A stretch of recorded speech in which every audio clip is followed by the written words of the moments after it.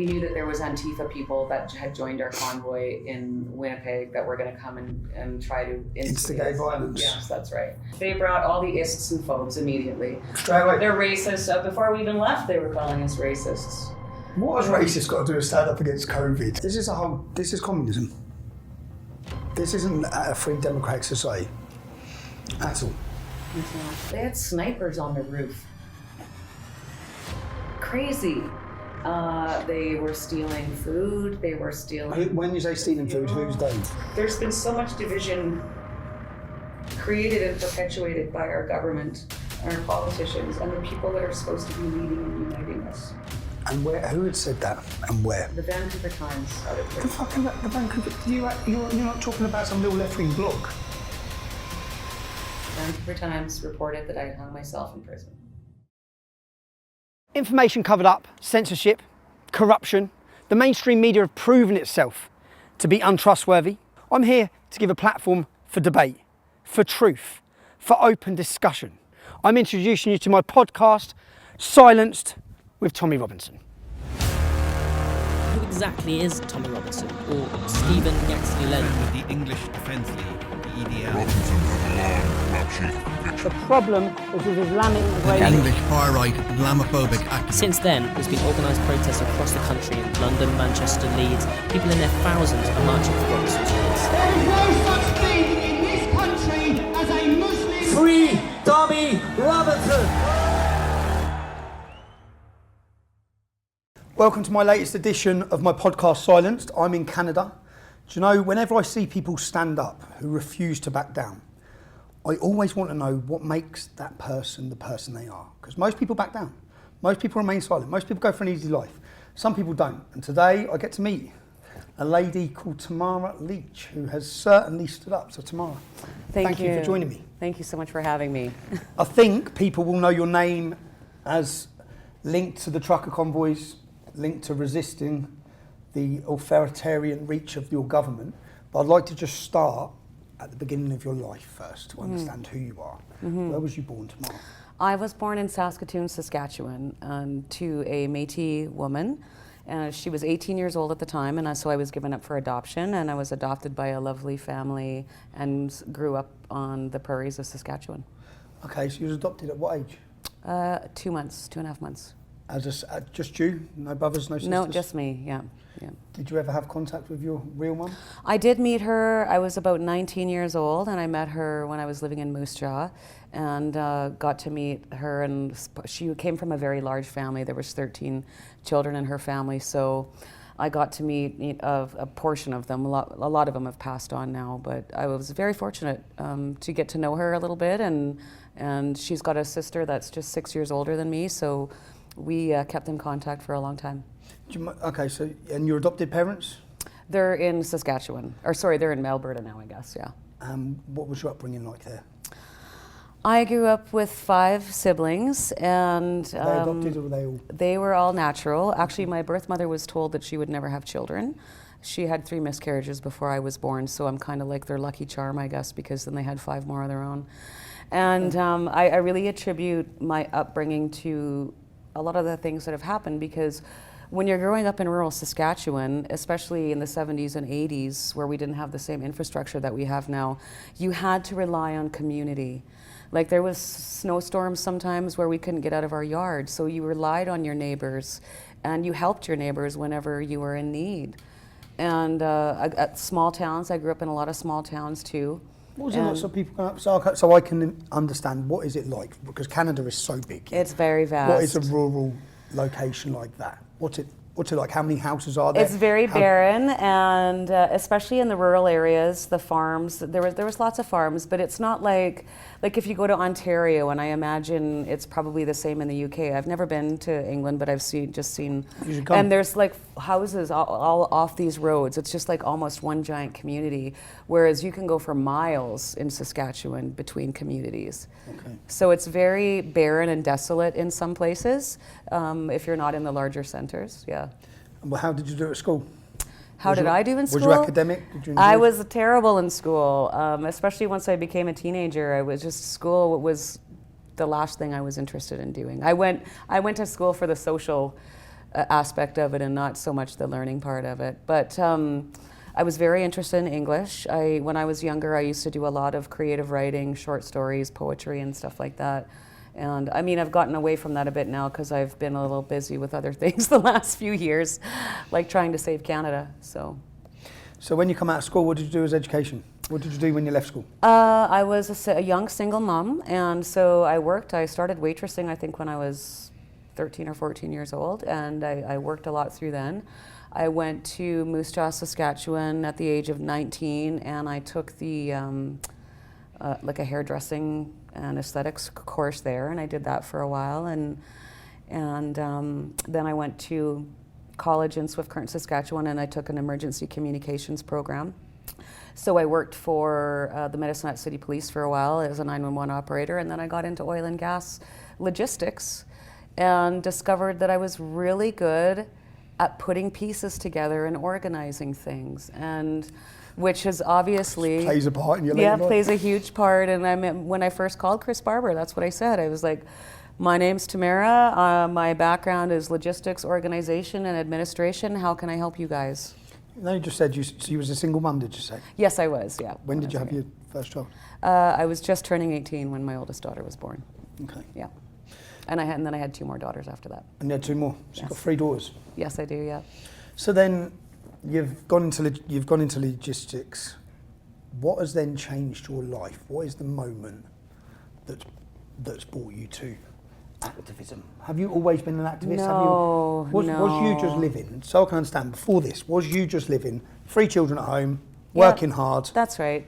Totally oblivious, was not interested in politics. It made my eyes glaze over, as a matter of fact. And it was actually my former husband that really got me reading newspapers and becoming aware, because that's one of the things I really admired about him, was that he knew all of the stuff, all the current events that were happening, and he was following politics. And so that really opened my eyes. I started reading the newspaper every day and following when what was was this? going on. This would have been probably around 1998. Okay, so you started becoming politically Yes. And he worked in oil and gas. He worked on drilling rigs throughout Alberta and Saskatchewan. So I became very familiar with the oil field. And even back then, the vilification that was starting to happen within our industry, and really continues to this day.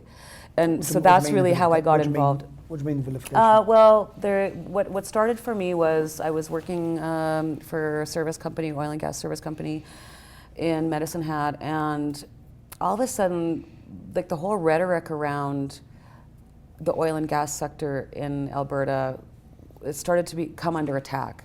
They passed 2 bills. One was Bill C-69, which was the No More Pipelines Act, we called it.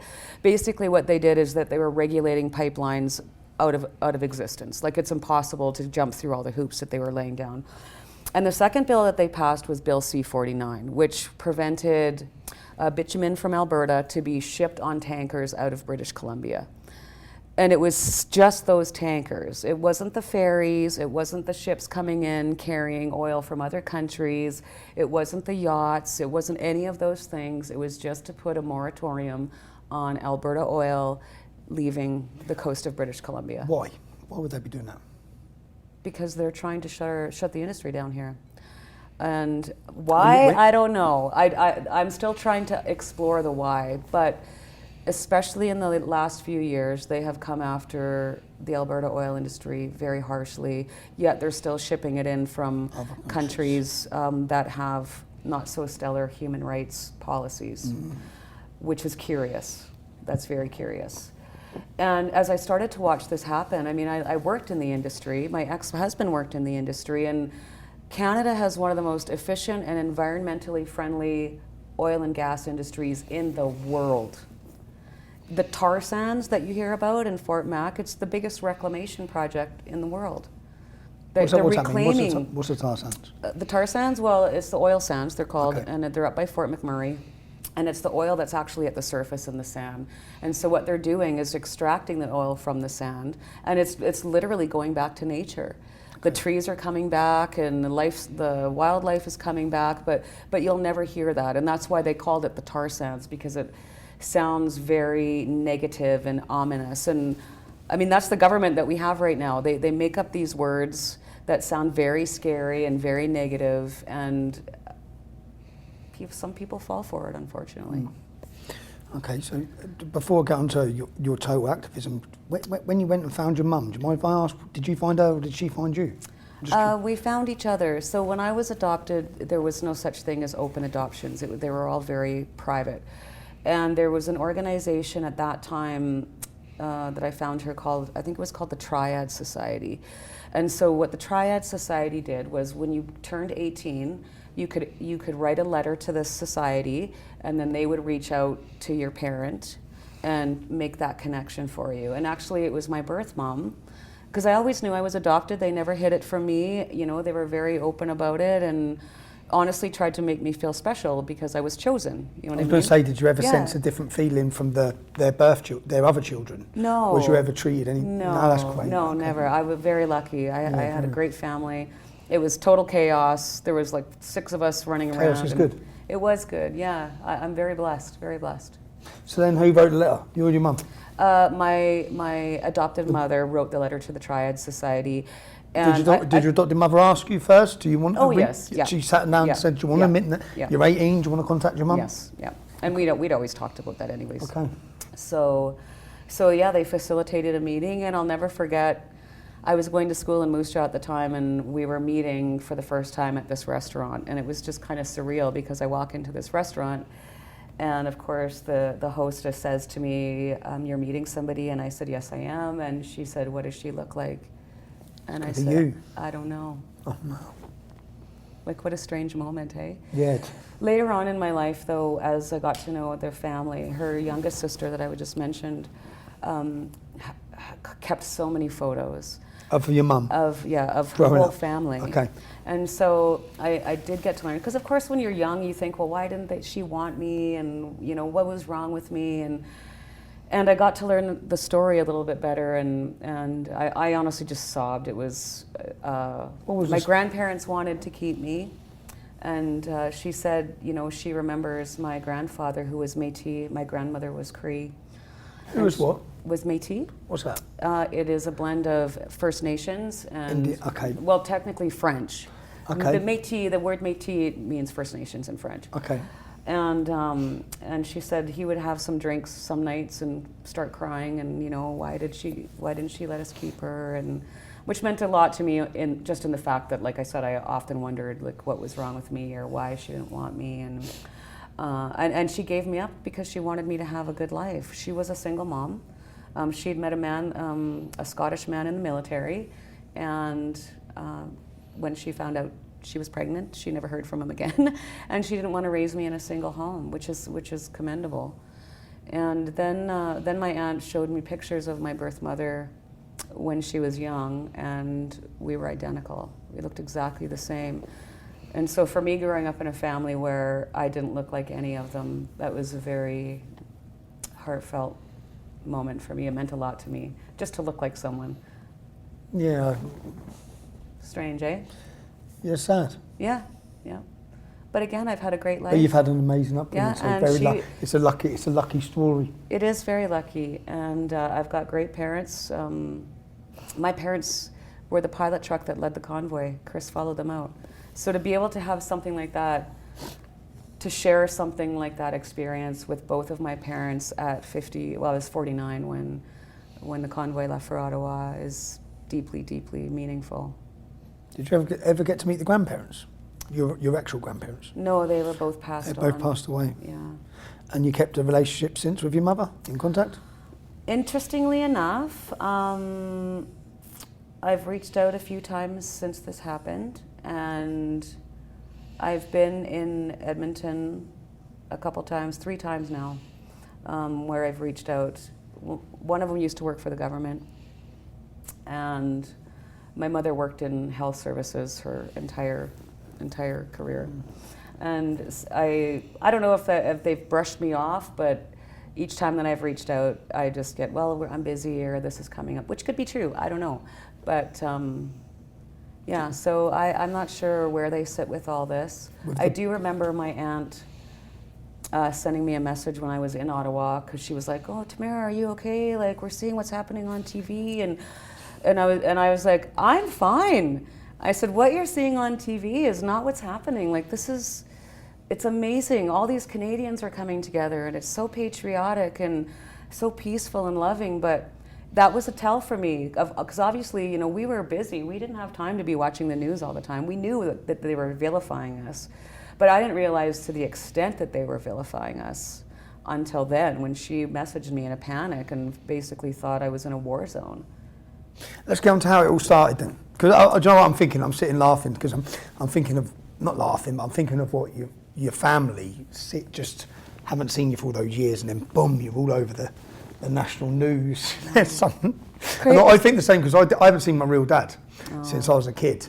Yeah. And when I started the English Defence League, I thought, he's got to be watching. Yes. He's got to be thinking, that's my son. But what was the moment, you just said, you and Chris, what moment was that? What happened? Well, to back up even a bit further before then, I reached out to a group in Medicine Hat in about 2018 that was doing rallies. About this Bill C-48 and Bill C-69. Which was the two, basically anti-Alberta bills. Yeah, okay. Essentially. To do the work. And I joined them. I joined them and I started going to these rallies to advocate for our oil and gas industry. You know, we have this wonderful industry, and people are losing jobs. You know, men are coming into my office crying, you know, giving me a resume, asking, you know, please, I need a job. It's 2 weeks before Christmas. I need a job. You know what I'm saying? They've got families to feed. And so I've never been able to abide a bully. And that's how I felt we were being treated. We were being bullied. And so I joined this group and started that. And then, of course, COVID hit. And I had a lot of questions right off the bat. Of course, when COVID started, you know, we saw the videos that were coming from China, people falling over in the streets and all this horrible things. And then I watched and then the next thing they shifted to was Italy, and it was just like footage of empty streets. But something just didn't feel right. And this is the thing, every single person that I talked to during COVID, whether they believed that COVID was going to be the end of all humanity or they believed it did not exist, everyone said the same thing to me. Something doesn't make sense. This feels weird. And then well, they didn't close the borders, did they? It's coming out of China, and all the Chinese were flying into Britain. Nothing made sense. Nothing made sense. None of their actions. We had a whole emergency preparedness program for pandemics that I'm sure Canadian taxpayers paid millions and millions of dollars for, that they just tossed out the window. And then they just started making up their own rules as they went along. No masks. You know, it was mind-boggling.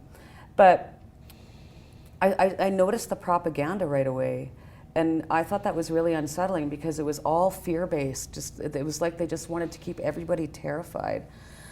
And then I saw the stories. I saw what was happening to families being torn apart.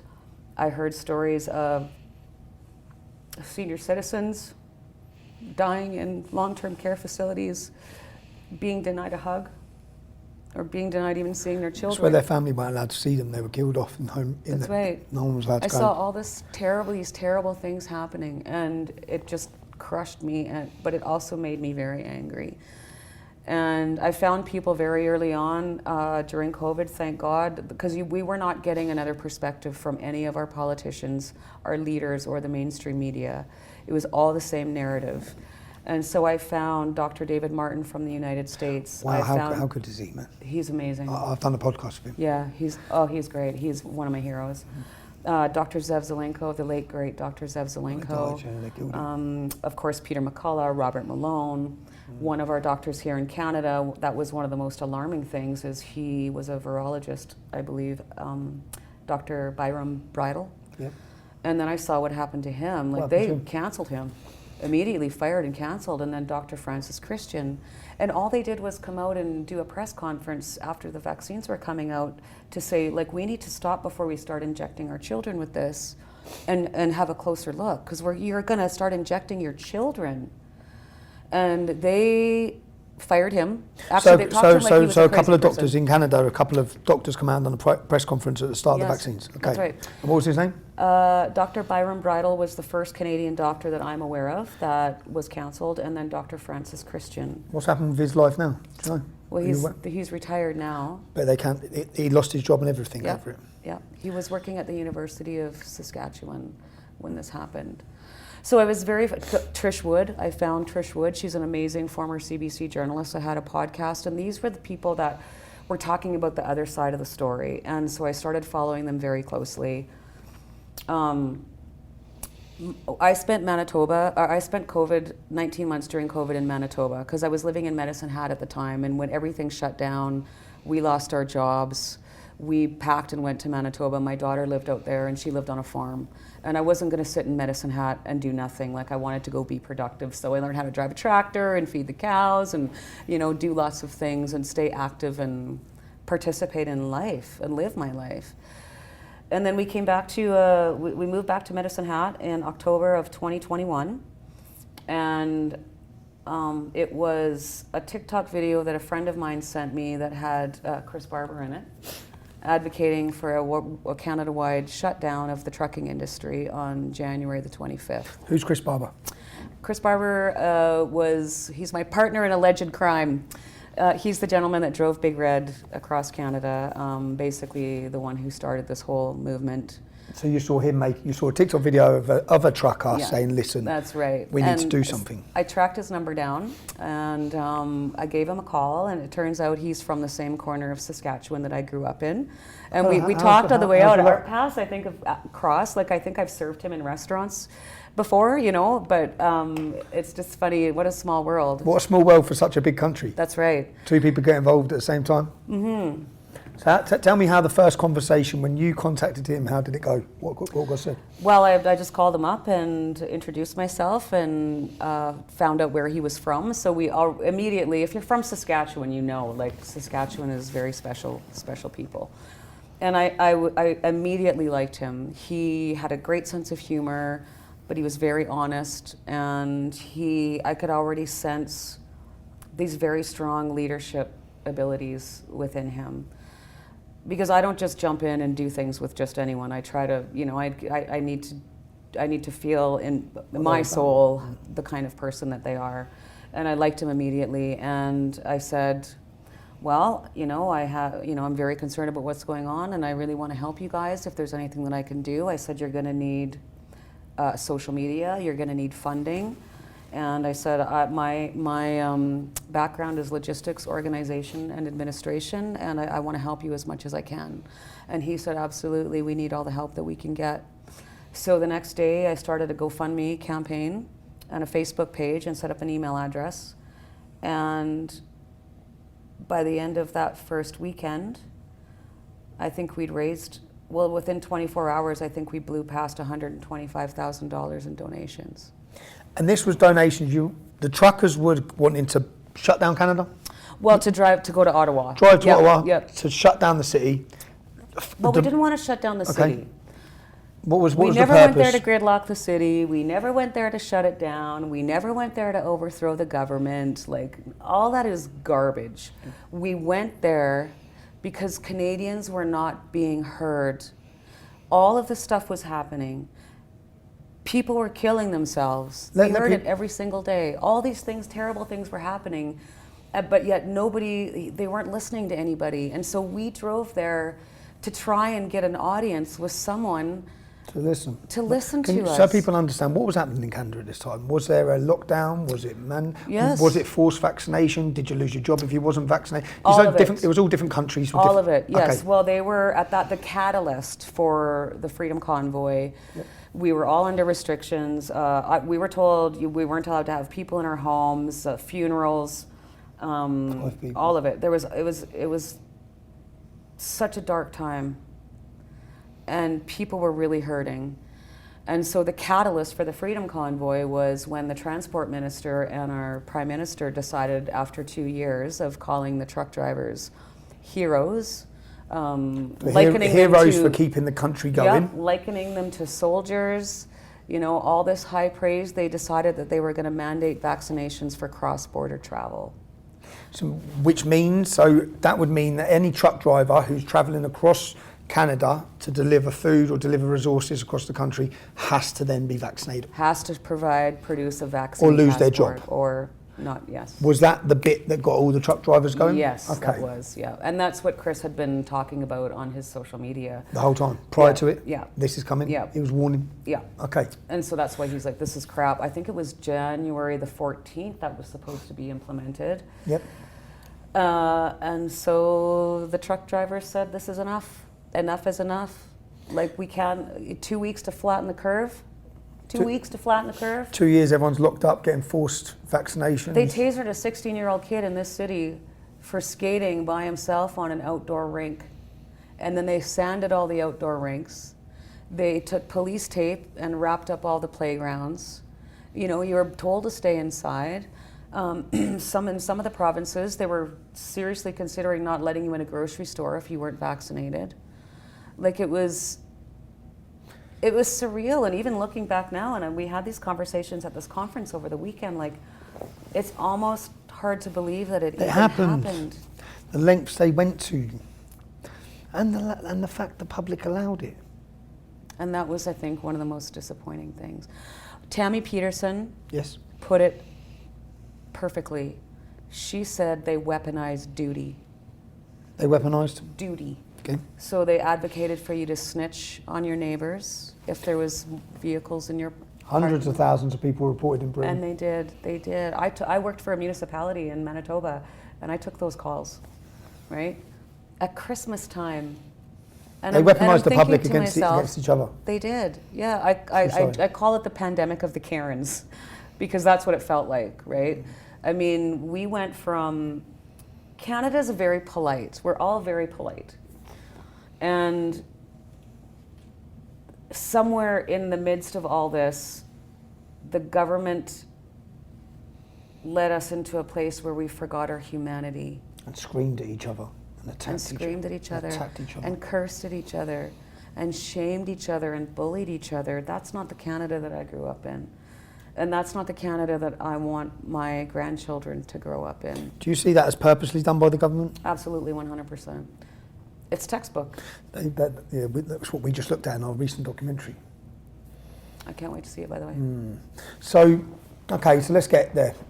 You see Chris, you see a video being planned, you contact him, in 24 hours you've raised £125,000 on GoFundMe. What was that money for? To support the truckers? Yes, it was. For Yeah. diesel? For food? To give them, food, fuel, lodgings if they needed. You know, the truck drivers have bunks, so they typically sleep in their trucks anyways, but sometimes it's nice to sleep in a bed, sometimes you need a shower, so, you know, that was what that money was to go for. And as we continued to raise money, like, Chris and I and the rest of them had a discussion, and we thought, well, there's good, like, you know, there's going to be extra, so we made a collective decision that anything that we raised over and above what was going to be required to refund the truck drivers was to go to our veterans. Because our veterans in Canada have also been vilified and forgotten. I mean, our own Prime Minister stood up in a press conference one day, or a town hall, and a veteran asked him, you know, like, if you support the veterans, why are you taking us to court to fight us for these benefits? And his response was, well, you're asking for more than we can give. Because we're busy giving it to everyone else. That's right. That's what he means. Exactly. We're busy giving But it. these are people that have sacrificed Served their their lives and countries. served our country. And to see them being so disrespected is heartbreaking. I'm guessing that would have aligned all the veterans. Well, the veterans would have been aligned anyway. But then, so tell me that first journey. What did it look like? How many vehicles? How quickly did it go bang? So Chris lives in Swift Current, Saskatchewan, which is about 2.5 hours east of where I live. So he got up on the morning of the 24th. We already had... How much planning was there before this? Did you tell people we're doing it next week? We're doing it next month? Yeah, we set the date that we were going to be leaving. How and far we in had the advance? routes. How we far had in the advance? routes. Sorry? How far in advance did you set that date? We much we notice? planned this in 10 days. So it was 10 days notice. In Yeah. 10 days. I started the GoFundMe. I called him on the 13th, got the infrastructure portion set in place on the 14th, and he picked me up in Redcliffe, Alberta on the 24th. Go on and talk me through it. So What's it look like? it was Well, we didn't know what to expect. No, because you right? wouldn't. It's like demonstration day. That's you don't know how right. many people are going to walk around the corner. That's right. And so the convoy left because we had road captains throughout Canada, usually about 2 road captains per province. What's a road captain? They were just in charge of certain areas. Okay, so you have certain organizing- truckers organised for their certain regions. That's right. Okay. So they left Vancouver Island on the 23rd, and they came down also from the north, northern BC, northern Alberta, and they met us in Medicine Hat on the 24th. And so when I drove out to Truckers Restaurant in Redcliffe, I mean, I get out there and there is people everywhere, and Canadian flags everywhere, and all these people ready to join. And I remember driving in, because I'd never met Chris personally yet. I'd seen him on Zooms. We were talking obviously every day, trying to get this thing organized. And I saw him and I was shocked because he's so tall. Well, the first time I met him and I went to give him a hug, it was just kind of like, you know, it was awkward because I'm not very tall.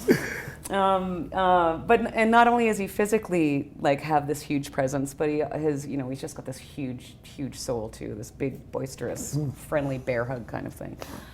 And we didn't know what it was going to look like. We drove through Medicine Hat and there was people lined the whole way and on the overpasses and lots of support. And even as we drove towards Swift Current, I mean, the Hutterites on the side, I found out later, like even on these side roads in the middle of nowhere, there was, people standing there. But a lot of the Hutterites would go to an intersection. A lot of the what? The Hutterites. What are they? What's a Hutterite? They're like sort of like the Amish. They're kind of like their own community. Okay. So they set up their own communities here. They come out to support agriculture, which is very telling because they don't get involved in stuff like that. Okay, they keep themselves to themselves. Yeah, they do. They stay very apolitical. But they were like driving to an intersection, watching us go by, holding signs, getting in their vehicles and driving like 2 miles down to the next intersection to watch us go by again. And so we got to Swift Current, Saskatchewan. It was the same thing. We had a stop there and met hundreds, thousands probably of supporters. Same thing through all of Saskatchewan. And it was funny because as we're going towards getting farther east towards Manitoba, I remember Chris and I talking like, we live in a place that has been divided east versus west. Yeah, we all are together. Yes, and so like they don't want our dirty oil and they think we're just a bunch of redneck hillbillies, or so this is what we've been told, but it was all a lie. So we're getting closer to the Manitoba border and we're like, geez, like what's gonna happen? It's probably gonna start thinning out now, like they might be more liberal the farther east we go and maybe don't agree with what we're doing. And then we pulled into Headingley, Manitoba.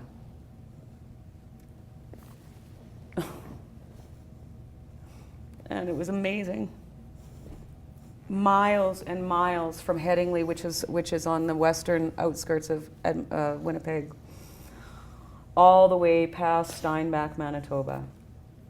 And it was lined with people. We had to slow down to probably like 40 kilometers an hour because they were like right out on the highway, bringing us food and coffee and like throwing chips in the window. And it was just so surreal because there's been so much division created and perpetuated by our government and our politicians and the people that are supposed to be leading and uniting us. And I looked out my window and I saw these beautiful native dancers drumming. And then I saw 4 Sikh gentlemen right beside them. And then I saw these Hutterite women with their little kids holding signs that said, "Thank you, truckers." And nuns in full habits. And I realized the magnitude of what was happening because all of the labels were dropped. It didn't matter what color your skin was. It didn't matter what God you worshipped. It didn't matter what your income bracket was or what your geographical location was. Canadians on their own dropped all those labels and we were just Canadians. Yeah, you understand that's why they hate you, yeah? Yes, I do. You understand that that's why I do. We're going to get to where it's gone to, but you understand that when you unify people like that. It's so emotional. And what are you thinking at that time? What actually, if you're coming in, you don't know, you've turned up, there's thousands, you're seeing all this. I thought the Canada that I love and that I believed in is still here. The soul is still here. Is it because they'd made you feel, before this, in the 2 years before this, in fact, probably in the last 20, 30 years before this, had you been made to feel isolated as Canadians? Had you been made to feel no pride in being Canadian? Right after our Prime Minister was elected, he came right out and said Canada is the first post-national state. And he also said that Canada has no core identity. Okay, so don't get me started on that, because I will drop some pretty heavy language. But Canada has a core identity. And just because some silver spoon-fed pinhead in Ottawa says we don't, doesn't mean that we don't. And on that day, you would have felt it. You were turning up. Yes.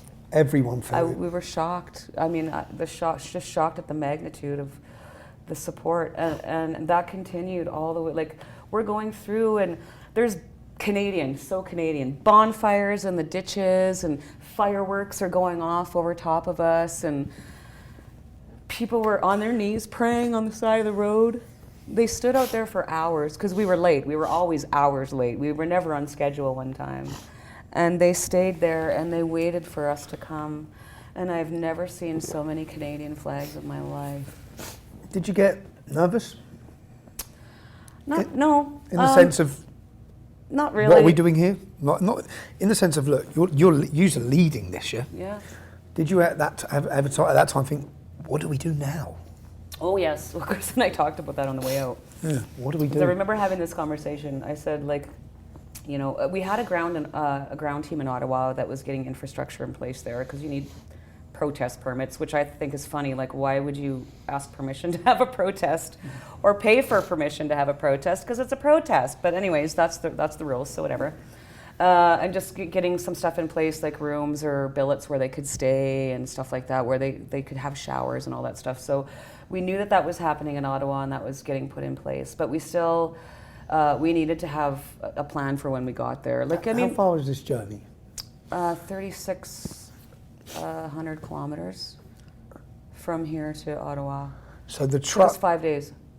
Wow. Okay. So for 5 days, and you're going into different cities, and it's getting bigger and larger, and it's just growing. Yeah. It was. Wow. What a 5 days it must have been. It was. You must have been It was feeling. pretty emotional. It was a very. It was very proud. I was just so proud of everyone. And everyone, and I guess like that, you've hit it at the right.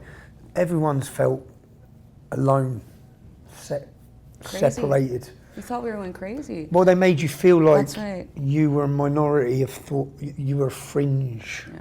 Whereas in reality, That's right. so when Unacceptable. whereas when you turn up like this, you're realising you're the majority. That's right. And the beautiful thing about it, Tommy, was that nobody organized these people that came out. Like, they didn't phone up their communities. Just organic. And they all of a sudden, they just got up off their couches and came to the side of the road or an overpass and saw all these people there. And you just nailed it. They felt like they weren't alone, and they weren't going crazy, because all of these other people felt the same way. Thousands and thousands and thousands of them. What was the response as this is growing, as you're travelling there? Was there a media response to Oh you? yes, of course. They brought all the ists and phobes immediately. Straight away? They're racist. Before we even left, they were calling us racists.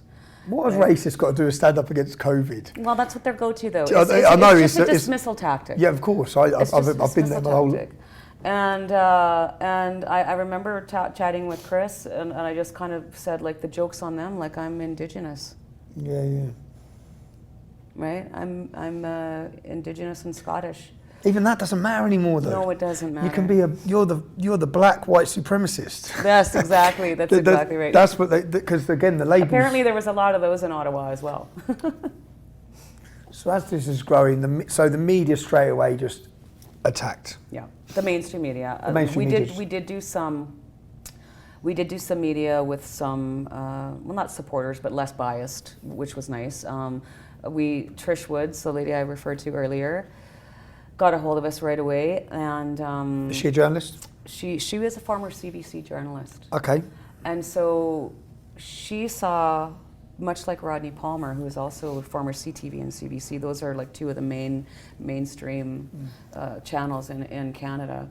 and they both were well aware of the propaganda that was happening. So anyway, she started a podcast because she's like, why isn't anyone talking about this? And Chris and I started going on her show every couple days. She did a little thing called Coffee with the Convoy, so that she could try and get the truth out. And she's lovely. She's absolutely a lovely human being, and she's a true journalist. How quickly did you use social media? Yes, we did. Facebook? Yep. How quickly did they try and clamp down on you? Oh, I think we were shadow banned almost immediately. Almost immediately. As a matter of fact, I had my own Twitter account, and I was tweeting from it on the way, and I've got screenshots on my phone of where, like, pages of screenshots where you could see that they were trying to hack into your phone or into your account. They tried to hack into our GoFundMe account. I remember chatting with the gentleman that set up our website, and he called me in tears one day because they had to move the server to a bigger server and a more secure server because he was crying on the phone. He's like, I've never seen this before, like the cyber attacks that were coming, and he's like, this is our own government trying to shut down lawful, legitimate. They shut off all the CCTV cameras all along the highway because they were trying to tell people that. No I think there was a there. tweet that came out of what's it going to be? 12 trucks are going to show up, of 12 trucks full of white supremacists or something ridiculous like that. How many miles? Was it as far as the eyes could see? Truckers. Yeah. We actually in Ontario pulled over. One time we could pull over, because you just don't pull over a convoy if you have to use the bathroom. But we did pull over one day, and I remember getting out, because I couldn't see behind me. And so we pulled over, got out, stretched our legs, and I looked, and literally that's all you could see. When we got into Arnprior, which is a community just outside of Ottawa, on Friday night, we were 100 kilometers long. Wow. What a sight. What a sight. And then when what I a saw the feeling. footage after, like it, and kudos to Chris Barber, and this is why I know that some higher power was definitely involved. We all felt it, we were guided, we were protected. He led the world's largest convoy ever all across the country with no injuries, no traffic accidents. violations, no trouble. Which is a miracle in and of itself. In the middle of winter in northern Ontario around Lake Superior, that's a feat. What else? It just shows as well, which is why they would have wanted to belittle it and play it down. It shows the power that people still have. That's right. That if you wanted, when if you people say no, come together. So tell me then, what happens next? You've got this, it's 100 kilometres long. You're travelling in. There's the build-up and the wait for you getting there. Yes. The politicians are attacking you, I remember. Yes, that's right. Which politicians? Was Justin Trudeau commenting? Oh, Justin Trudeau ran away. So I think the day after we got on the road, I think it was the day after, Yeah, he went missing. all of a sudden, I remember. he's been exposed to somebody. He's triple jabbed at this time, but he's been got exposed COVID. to somebody with COVID, so he's going to have to go into quarantine. Yeah, he's gone and hid until he's... And then a couple days later, he skirted out of Ottawa with his family for his safety. Now remember, this is the most peaceful and polite protest of all time. We're on videos every day saying... There was music, there was families, people were bringing kids, they're bringing kids stuff, bouncy hugging. Castles, and people making it for families. Yes. Yeah? And they were calling Senior it... citizens, I remember. handicapped people, children, like there was every demographic of any possible thing that was out there supporting us. So they skirted him out of Ottawa for his own safety. Oh my gosh. And then of course the threats came. Jagmeet Singh, who's the leader of the NDP party, was calling us white supremacists and fascists and like just ridiculous stuff, which is abhorrent because we're all literally middle class working Canadian citizens. How does it feel when you're standing up for something like that as a normal woman, as a mother? You've lived a normal life, Yep. yeah? You haven't been involved in politics or any sort of groups like this, and all of a sudden you've got the leading representatives of your nation labelling all of you in this way. Two things about that. First of all, it was very frustrating, but it was also very disheartening because I believe if you lead a country, you don't just lead the people that have the same ideologies and beliefs as you. You are leading everyone. And as a leader, your job is to bring together and unite your people and to protect their rights and their freedoms. And he did the opposite, and he's done the opposite from day one. Second to that, I was involved in a political party, and this was another thing that we did. So because of what we were seeing within happening between the Eastern Canada and Western Canada, I became a part This is of a call for separation. There's a call yeah, well, it was not separation at the time. What we were seeking for was basically the same thing that Quebec has. We were called the Maverick Party, and we are a Western Independence Party, and I sat on the board of directors for that. Okay. So what we were seeking was greater autonomy over the West and a change to a confederation to give us more equal rights. Basically the same thing that Quebec has been doing for decades and decades and decades. Quebec is the French part. Yes, it is. Yeah. And it's quite separated. Yes, they have it their is, own yeah. They have there's a lot of special things in Quebec, and this was one of the first tells for me. This was my first big epiphany, just prior to hitting Winnipeg. It was about day 3 of organizing, and I'd been sent home because of COVID, Omicron, or whatever. And so I'm sitting at my table, and I've got 2 screens, 2 monitors on my desk and my laptop. And we had chats with all the road captains. So I'm chatting with the Quebec road captain, and I've got Google Translate because I am not French. And so like we're chatting, so I'd copy, paste, translate, paste back. And they had 1,000 trucks ready to go. And that's when I first thought, this has all been a goddamn lie. Like What's been a lie? The division amongst between the two of you. Okay. And the rest of Canada, okay. especially the West. Because it suits the government to keep you divided. It does. Okay. It does. And when this hit off, you realised that possibly you wasn't as divided as you thought. So I sat on this board. We built a federal political party from nothing. But on a few days after we got into Ottawa, I quit. I resigned my position. Why? Because I didn't want to separate from Canada anymore. Okay, you had your own little moment. Yes, I did. You had your own little moment. Yeah. Of a united Canada. Yes, because we were seeing a united Canada. Okay, yeah. Right? One of the most profound things we saw when we first got in there was something I never thought I'd live to see. But there was a photo that somebody sent me from down on the ground in Ottawa of a Quebecois man holding his Quebec flag, and an Alberta man holding the Alberta flag, shaking hands. And if you're from Canada, from the East or the West, that's unheard of. It's unheard of. But it was like such a moment. Does that change your outlook? Totally, yeah. It does change my outlook. It did change my outlook because I saw who we are and not what the media and the politicians tell us that we are.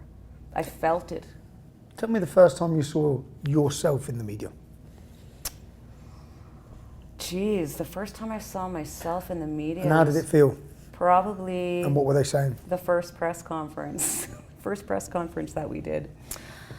They questioned my heritage. Well, they used all the language. That's the thing. I noticed in 2016, is when I really noticed a shift in the mainstream media and how biased they are. Because I was watching Canadian news talking about the American election between Hillary Clinton and Donald Trump.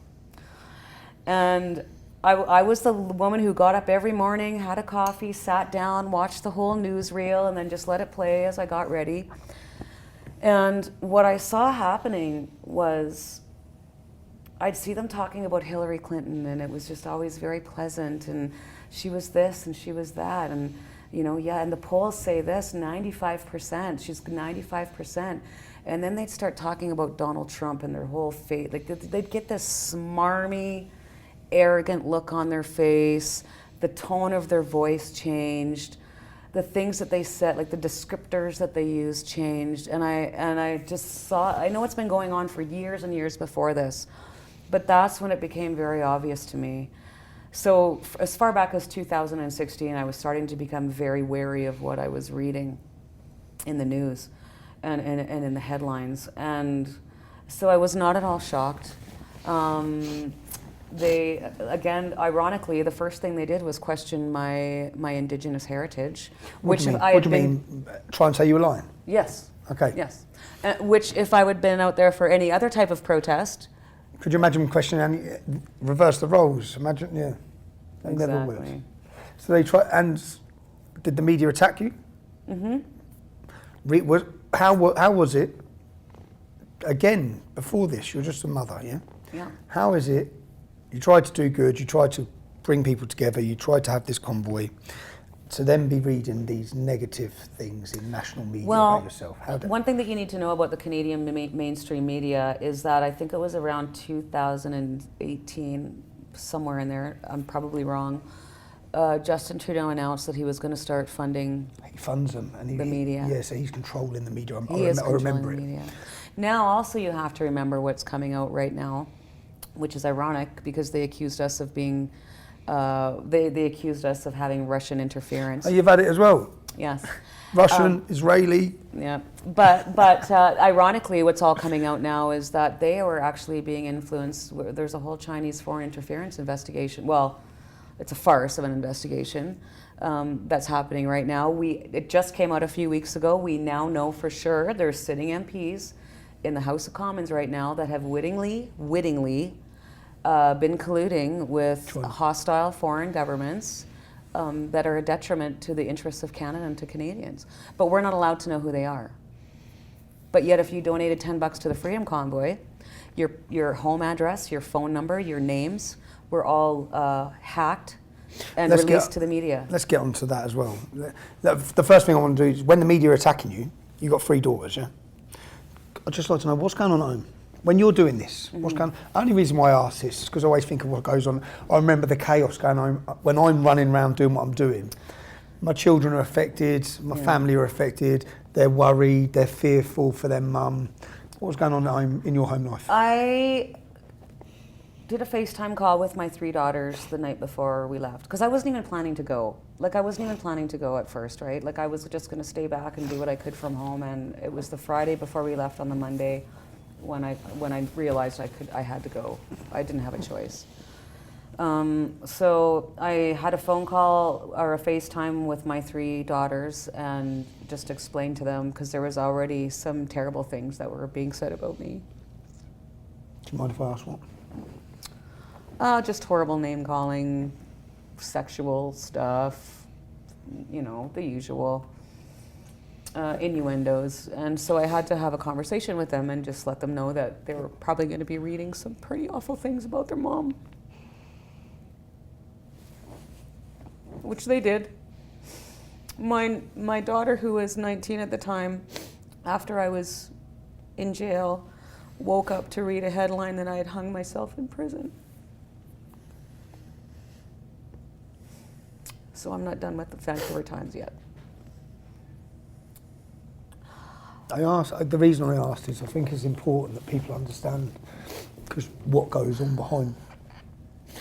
What goes on in people see figureheads, but they need to see a family lady, a mother. My family, they supported me. I mean, my oldest daughter is very much like me, like stubborn and willful and sometimes outspoken. But her belief system is the opposite of mine. And so we navigate that very carefully. Like, we just know there's a point where we just have to stop talking, and we do that very successfully. I respect her opinion. I mean, that's where I've always tried to come from in this whole thing is we can disagree with each other, but we can do it in a respectful way. And if you saw any of our videos that we were putting out on the way to Ottawa or before, that's what we talked about. Peace, being respectful, coming from a place of love. And so I addressed this in the last video that I did because I was pretty sure that I was going to be arrested the next day. And I addressed the F Trudeau flags, which I've never been a fan of. I understand the emotion behind it. But I said, you know, he has 3 kids. Justin Trudeau, that has that you're thinking name. Of his children seeing it. And I have 3 kids. And now I know what my kids have to wake up and see. About yourself. And so I've always been coming from a place of respect. Trust me, no one has been more angry at times and frustrated with that man or wished he would resign than me. But I try to still give him what he doesn't give Canadians, and that's respect. And maybe an ounce of compassion, even if sometimes I don't think he deserves it. But for me to be angry at him all the time is only going to hurt me. And I just don't want to live that way. I just don't want to be, I'm not an angry person, and I don't want to live in that headspace. Okay, let me take you back to the convoy then, yeah? We're on the convoy, you have a GoFundMe. It went through the roof, right? Through the roof, $10 million, well, twice. $10 million was donated. What happened? They took it, they stole it? They did, they refunded it. Well, Did they refund it? Look at, yeah, just it explain. became very apparent very early on that they were GoFundMe was dragging their feet. I contacted my bank, and we had regular communication with GoFundMe, but I contacted my bank because I didn't know, like, I mean, I'd never done anything. I expected they might raise $20,000, right? Yeah. So anyways, I'd set it up to go into a savings account that I had that I'd been absolutely obliterated during COVID. And actually, it was either 3 cents or 13 cents overdrawn. And I deposited 13 cents, because I didn't even want to be accused of using 13 cents Because you'll of get this money. We'll get onto that as well. I think. Exactly. You face accusations? So yeah, so We'll get I on. contacted my bank. I went in and saw my bank. I let them know that there was going to be, you know, a large deposit coming in. I said, without a doubt, it's going to be flagged. It's, you know, because whatever. I contacted them after the donation started coming in, and had them remove that account right off my bank card, because I didn't even want to accidentally buy myself a Tim Hortons coffee out of that bank account. And then when we got to Ottawa, Chris and I went into the bank and I made him a co-signer, so that it wasn't, I wasn't the you only didn't one feel the responsible. pressure of the accusations, because you know they're coming. Yeah, go on. Because I wanted to be open with the everyone. whole time. That's why I started making videos. It was Canadians' money, and they had a say, and I wanted the whole process to be open and transparent. And so that's why I started making the videos, was to keep them, you know, abreast of what was happening as it was happening. And so I, every step of the way, I was in touch with TD Bank. I immediately formed a finance committee, because I was like, holy crap, this is a lot of money. We need a committee that can help manage this. We had a chartered accountant in Medicine Hat that was an advisor to that committee. And we were in communications with GoFundMe, still dragging their feet. Like, they'd send an email with 3 questions, we'd answer it. They'd send back 5 more, we'd answer those. I'm trying to block you. So anyways, long story short, as we're on the way to Ottawa, the finance committee would text me, and they'd be like, you gotta bump the GoFundMe up another $1 million. And it was just phenomenal. We were taking in $1 million in donations a day. Wow. Which is unheard of. No, And that you know that shows the level of support. yes. It shows the public backing. And so I remember saying to Chris, like, it's so bittersweet. Like, on one hand, it was just so, like, exciting, like, holy cow. But on the other hand, like, I felt nauseous, because when you start talking about that kind of money, the lawyers are coming. People are coming for it. And if there's one thing that I've learned out of this whole thing, is that the love of money truly is the root of all evil. And it creates an ugliness in people. Let's go down that route there, yeah? Because 10 million got donated, did it? Did they seize it? Yes, they did. They cancelled it. Well, How- GoFundMe ended up releasing $1 million. Release £1 million to you, the other 9 million they send back. Well, they actually ended up, because Keeping what it, I happened thought they was stole we it. had a meeting with GoFundMe on a Thursday night with our lawyers, their lawyers. We answered all their questions. GoFundMe was very happy with all of our answers, and they were going to release it all. And the next morning, we find out Someone's come. the city of Ottawa and the police had called them and basically said we're terrorists, right? Domestic terrorists. So they froze the campaign. Then GoFundMe says, it gets better. We're going to refund anyone that reaches out to us and requests a refund. So we're not refunding it, but you've got to reach out. So then they'll get every detail. Because a lot of people don't. However, God bless the Florida governor, Ron DeSantis. He stood up and said, no, you're not, that's fraud. And if you do that, I'm going to have you investigated for fraud. Because GoFundMe based in Florida? I want to say Delaware. Okay. But maybe it was Florida. Anyway, well done, somewhere Ron down there. DeSantis. Okay. So anyways, all of a sudden, they could refund everyone. And even though they'd released $1 million, that was immediately seized by the government of Ontario, they refunded that $1 million. So it actually cost GoFundMe. $1 million. Yeah. They seized the £1 million as well? Yes. When you say they designated you as terrorists, explain that. What have you done as a movement? other than drive up the road? What have you done that's designated you as terrorists? You tell me. I don't This know. was at I'm a still time. asking myself that. This was at a time when they. I remember it. Correct me if I'm wrong. You're getting into the city and they're trying to work out what to do to stop it. Yeah.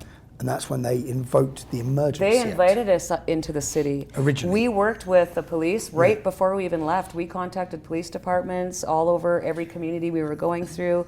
The police in Ottawa escorted us up onto Wellington and onto the side roads and showed us where to park. So I don't know why. I think the reason that they wanted us, well, Chrystia Freeland even had it in her notes, label them as terrorists and seize their assets. Our finance minister and deputy prime minister wanted to label everyday working class, middle class Canadians as terrorists and seize their assets. And what this is about is the only way they can stop this is by labelling you as terrorists That's and seizing right. your assets. And the reason they need to seize the assets is a movement like this with £10 million behind them can really bring about change. Then they Well, can't. because we they raised can't more stop money you. than all of those political parties combined. And they can't stop you then.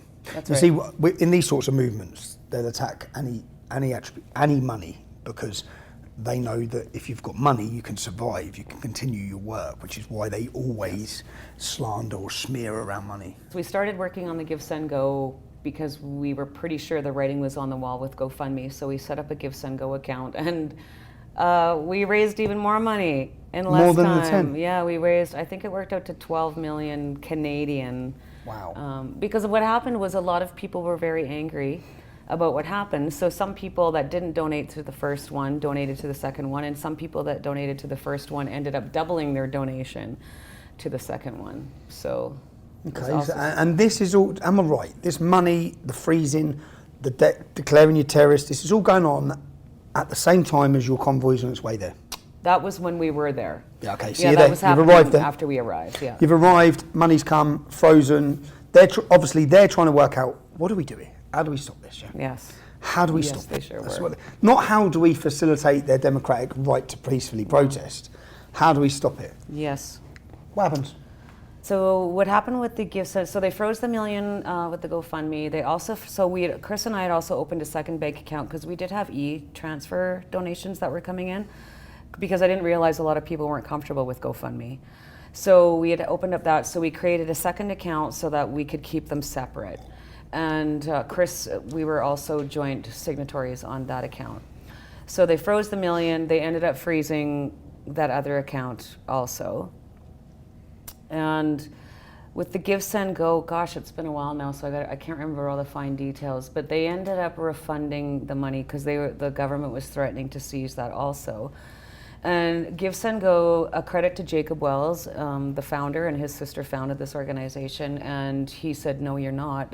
His first responsibility, he always felt, was to the donors, to ensure that the money that the donors were donating went to what it was meant cause they for, wanted. right?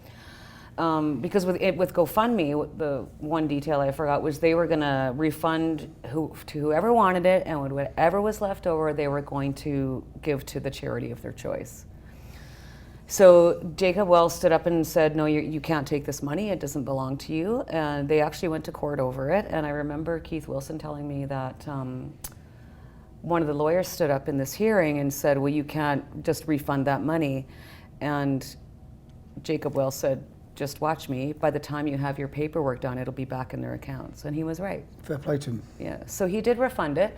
There was some that was coming. It was But going they still through the- stopped you. Yeah. They still stopped your ability to have that money to support your campaign. Right. And I'm guessing you're going to go. However, people had put up water jugs down around where the protest was, and Canadians were donating cash.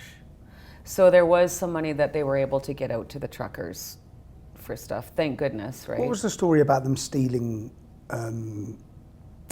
diesel? Oh yes, the raid. Yeah, tell me about that. What was that? I believe it was February the 5th or February the 6th. We had a location called Coventry. It's a baseball stadium, and there was so we had kind of little outposts outside of the city.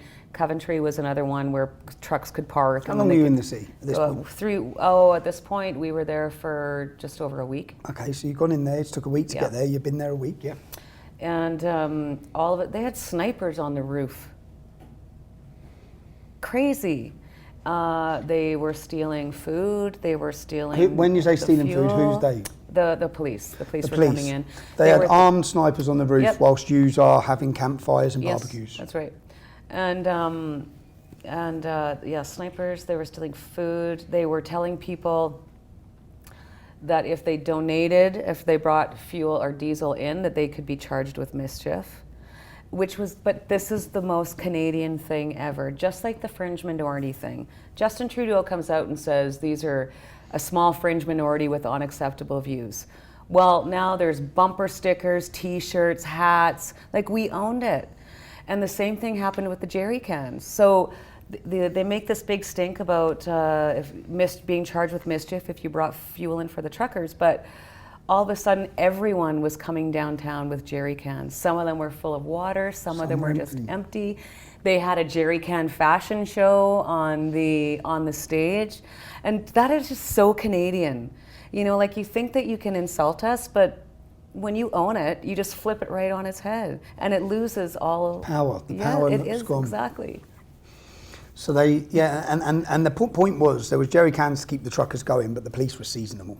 Yes. Seizing all the diesel, they seizing had to give that up. any ability to keep them there, keep them warm, keep them fed, keep them demonstrating. Yes. They were clamping down. And the day after that happened, so all of the road captains had a liaison with either the Ottawa Police Service or the Ontario Provincial Police. So all the road captains and us, we're all in a meeting, and the Quebec road captain gets a phone call from her liaison, who is an OPP officer, and he apologizes for 9 minutes straight. They didn't know the raid was happening. They found out on Facebook that it was happening. They were being controlled from higher up. It's above them. They weren't being honest with the other agencies that were there to help them. So what resulted in that was the Ontario provincial police officers actually pulled out of the city and said, like, you're on your own. We'll work on the outside.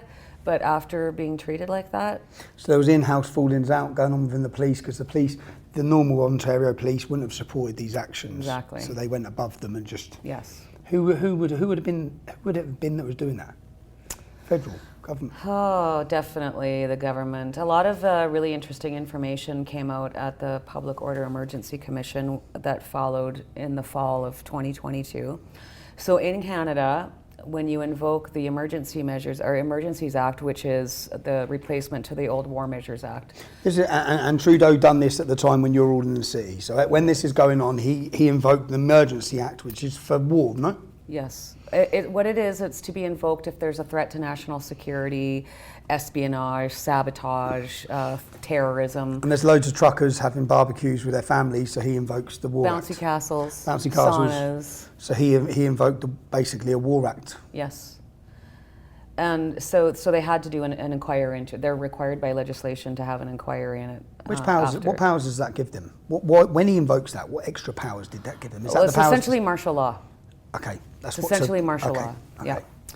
Yeah. Because they couldn't get tow truck drivers. They were trying to get tow truck companies to come in and move all these trucks out, and No one would do it. oddly enough, they were all refusing. They even called Buffalo. They were trying to get them to come out of the States, and they're like, sorry, we have COVID, we can't come. It's good, isn't it? Yeah. So that was another thing that and that was one of the things they said at the inquiry, was that they needed these tow trucks to come. So the Emergencies Act gave them that power to do that. Okay, so what happens then? After the raid, that just, I don't know, they just moved on. But it became very apparent that what was happening to us from a municipal, provincial, and federal government level, as well as the bureaucracy within the law enforcement agencies, is that they were trying to provoke us into a fight. They were really trying to provoke violence. And it started with name calling, and then it started with, we're gonna come and take your food, and then we're gonna come and take your fuel. And then they bought up all the empty hotel rooms in the area so that other protesters and supporters couldn't come. And then all of a sudden they're gonna come take your pets, and then they're gonna come and take your children. So this just gradually they were turning up the heat. It's trying to get a violent response so that they could justify Their actions. They were talking about the Emergencies Act before we even got to Ottawa. So they need to provoke you into a reaction of some sort of That's violence, right. so then Yes. they can justify what they've just done. And to the credit of Canadians, You didn't rise. never. It was just, Again, this is exactly what we've just shown on our last Yeah. demonstration. Yeah. There was a demonstration going on with ordinary citizens for 2 weeks, and then Yeah. one day they said, crush it. yeah. They came And in. you could see, like, at the beginning of the protest, I mean, I wasn't outside a lot in the early days because I was always in meetings because of obviously the financial stuff and all that, all these meetings with lawyers and everything. And Chris was out there a lot more than I was. But in the beginning, the officers that were on the ground, a lot of them were not just sympathetic, but supportive of our cause. And they were very friendly. And as the weeks wore on, these guys were getting pulled out. New guys were getting And new brought in. guys were coming in. They were bringing in the squad to cause the confrontation. Yes. Did the confrontation come? Did they seize?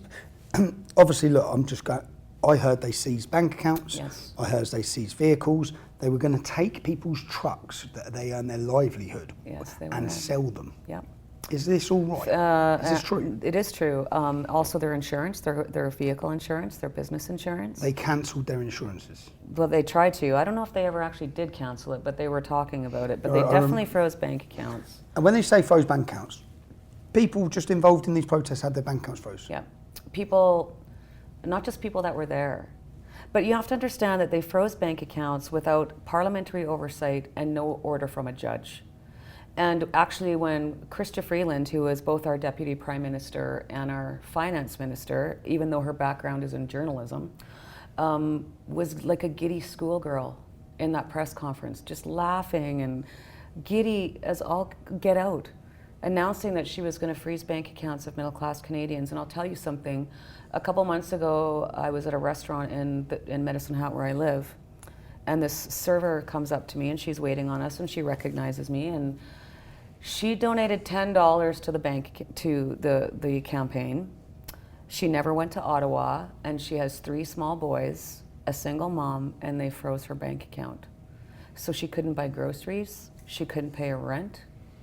I was going to ask, because people need to understand the consequence of having your bank account froze without knowing you're going to have it froze. That's right. Mine were done for 4 years. Wow. So were my ex-wife's, yeah. Wow. Your payments bounce. That affects your credit. You then can't finance. You can't, which is the purpose. I looked up the tactics they used against me, and they're called disruption tactics. Yes. But to ordinary mums, like you're saying, this is just one example you're giving. One example of a mother of 3 to have her benefits or her finance or her wages, whatever it is, going into her bank account, just locked. Yep. For how long? Not only that, Tommy, but you're talking like one of the organizers that was there with us has a teenage boy with severe autism and heart problems. They couldn't get medication. Like, this boy is on medication. He's in it, and that was one of the reasons why.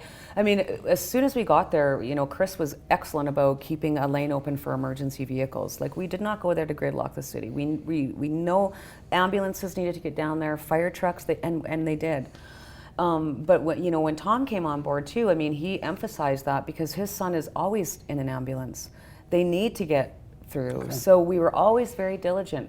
And a lot of evenings, you know, like, because there was no one set group, I mean, there was us, but then there was constantly people coming in trucks that would come in and park, and then we'd have to get up, and Chris and those guys would have to go and move them to make sure that there was always a lane open. So you weren't just blindly locking down a city. No. You were having your democratic right, but in an organised fashion. Yes. Yes. How many people's bank accounts did they freeze? Do you know?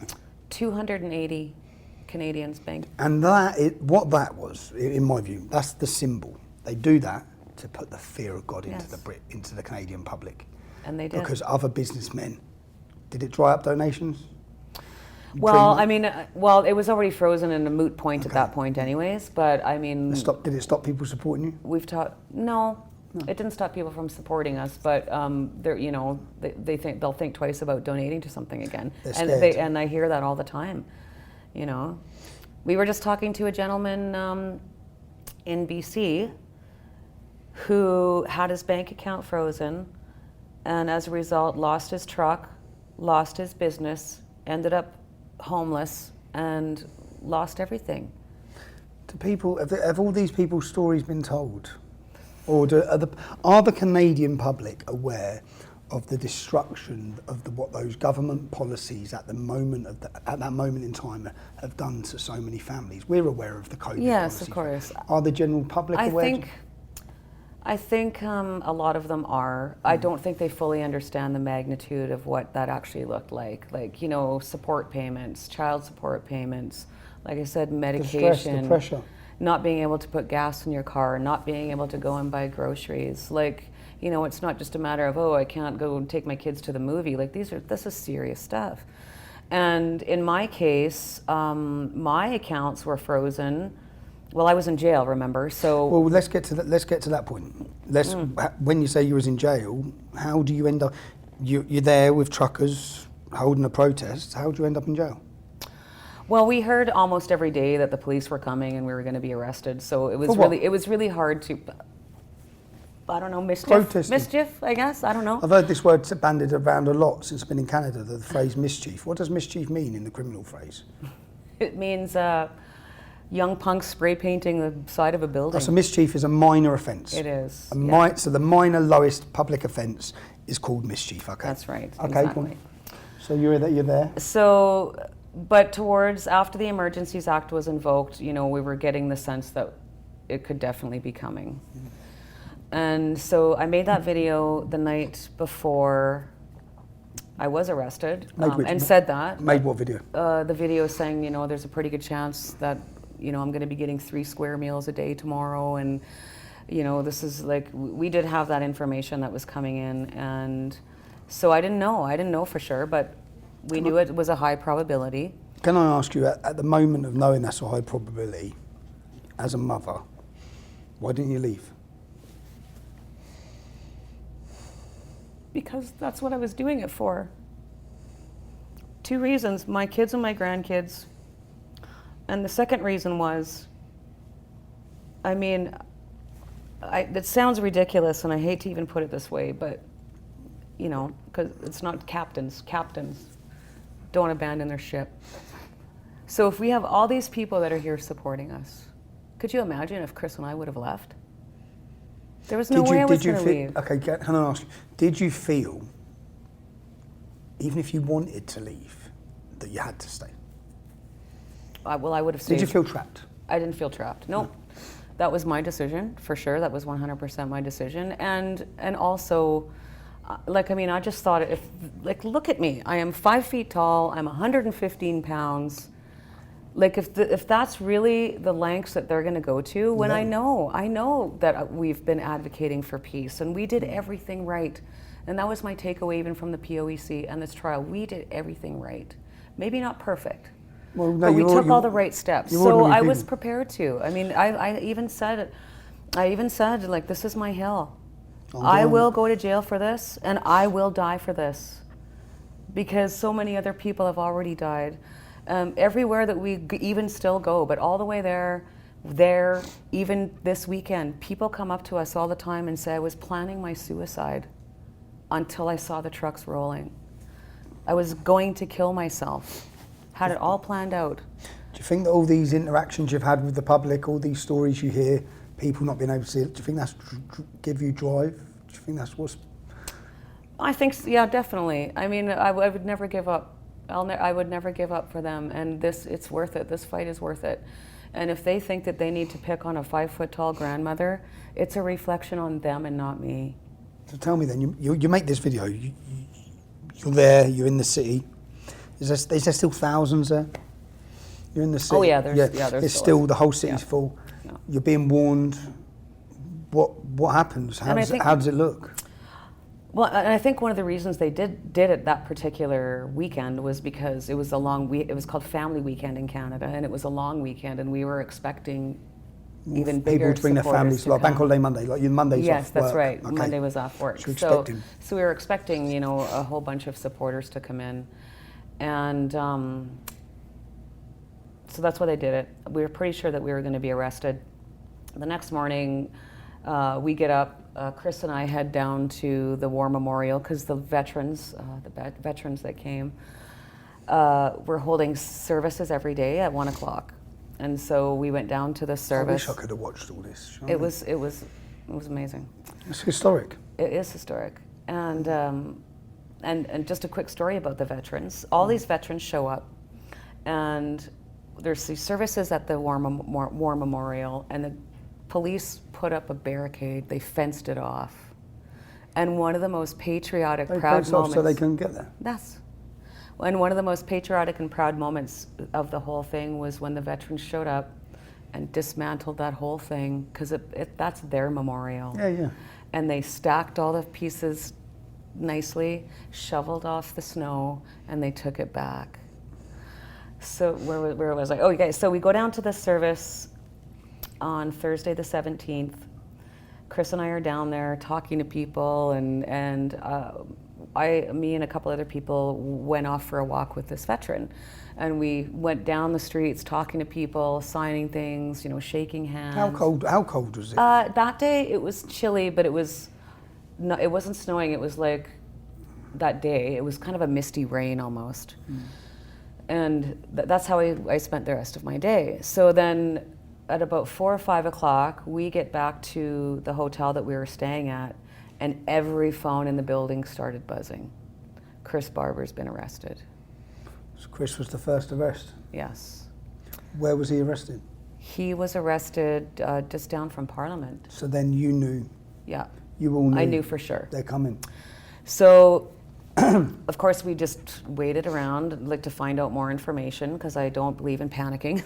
And so Danny Bulford, who was the ex-RCMP sniper, he actually was on Trudeau's sniper detail at one time, and he quit over the mandates. He was on our team.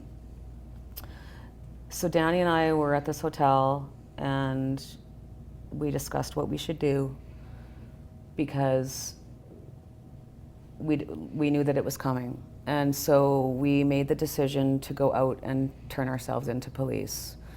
Number one, our spouses were in that hotel, and I cannot imagine what a traumatic experience that would be, to have the police bust into your room and arrest your partner.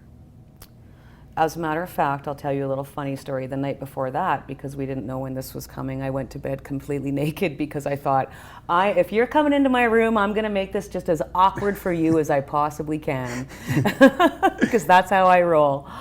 So anyways, and number two, because the lady that owned the hotel that we were staying at, she was 2 weeks from bankruptcy before we showed up. And so us being there just saved her business. And she's just the sweetest, kindest, most grateful woman, and I didn't want that kind of trauma. Chaos in her being.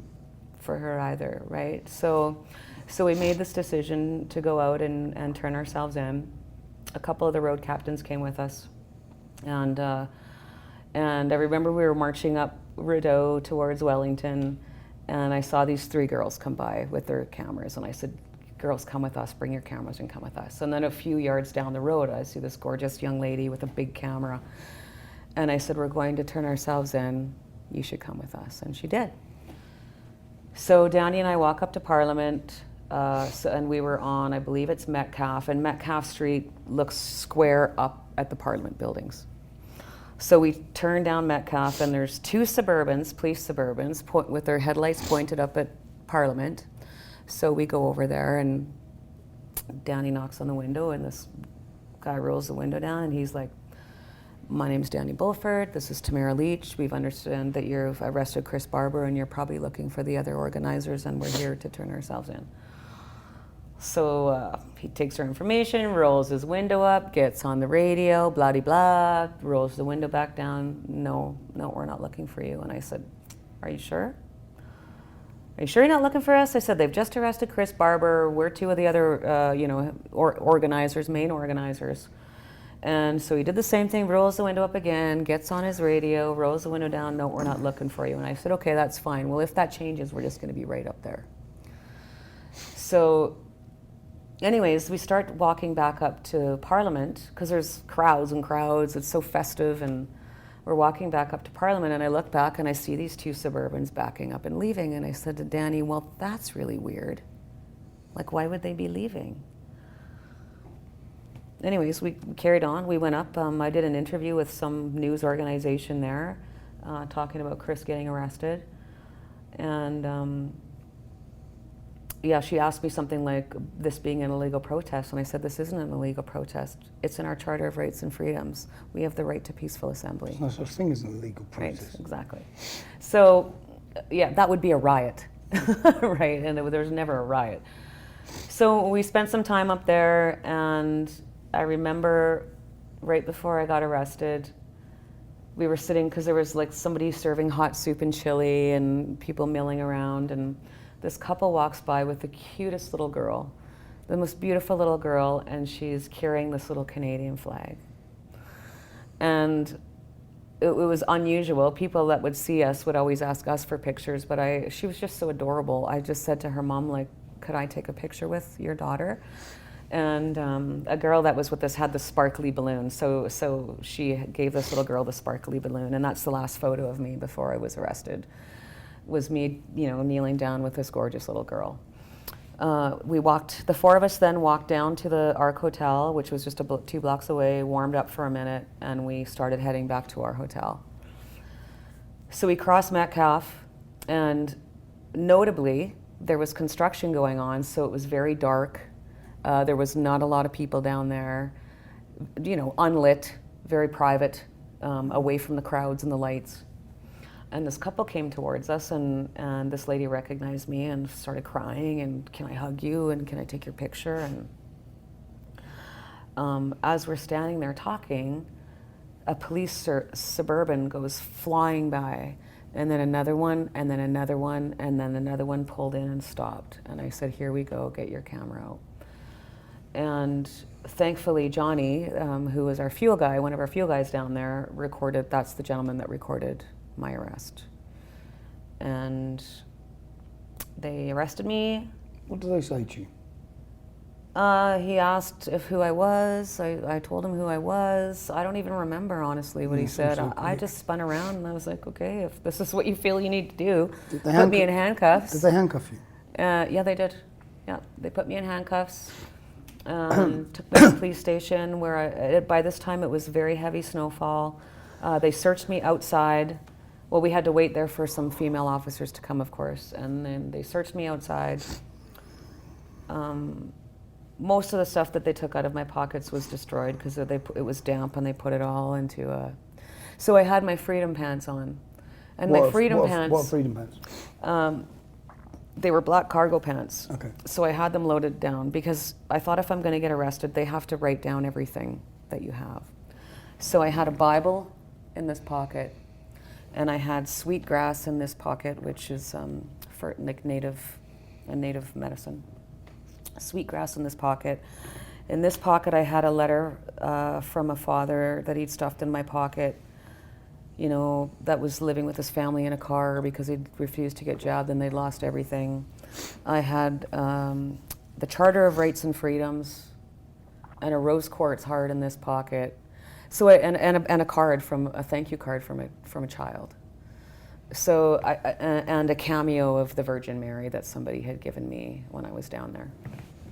Because I thought, if you guys are going to arrest me, you have to make note of all of this. And I want you to have to write every single thing down. So, anyways, they searched me outside, and then, of course, took me in and tried to interrogate me. Can I ask, have you ever been arrested before this? No, I've never even been in Facebook jail before this. So how bizarre is that for you at that time? It was very bizarre. It was very surreal. It was almost like a dream. You're brought into a police station, is it?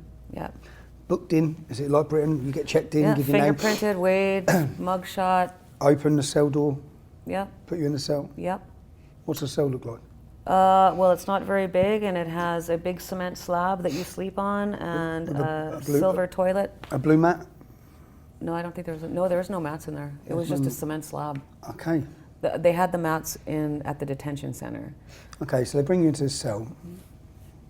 And it was cold, of course, because I was kind of wet. All my clothes were wet, and thankfully, at least one of them, because they don't give you a blanket or anything, one of them gave me like a sweater that he had. And then, of course, they wait until the middle of the night when you're feeling really tired, and then they try and take you upstairs to interrogate you.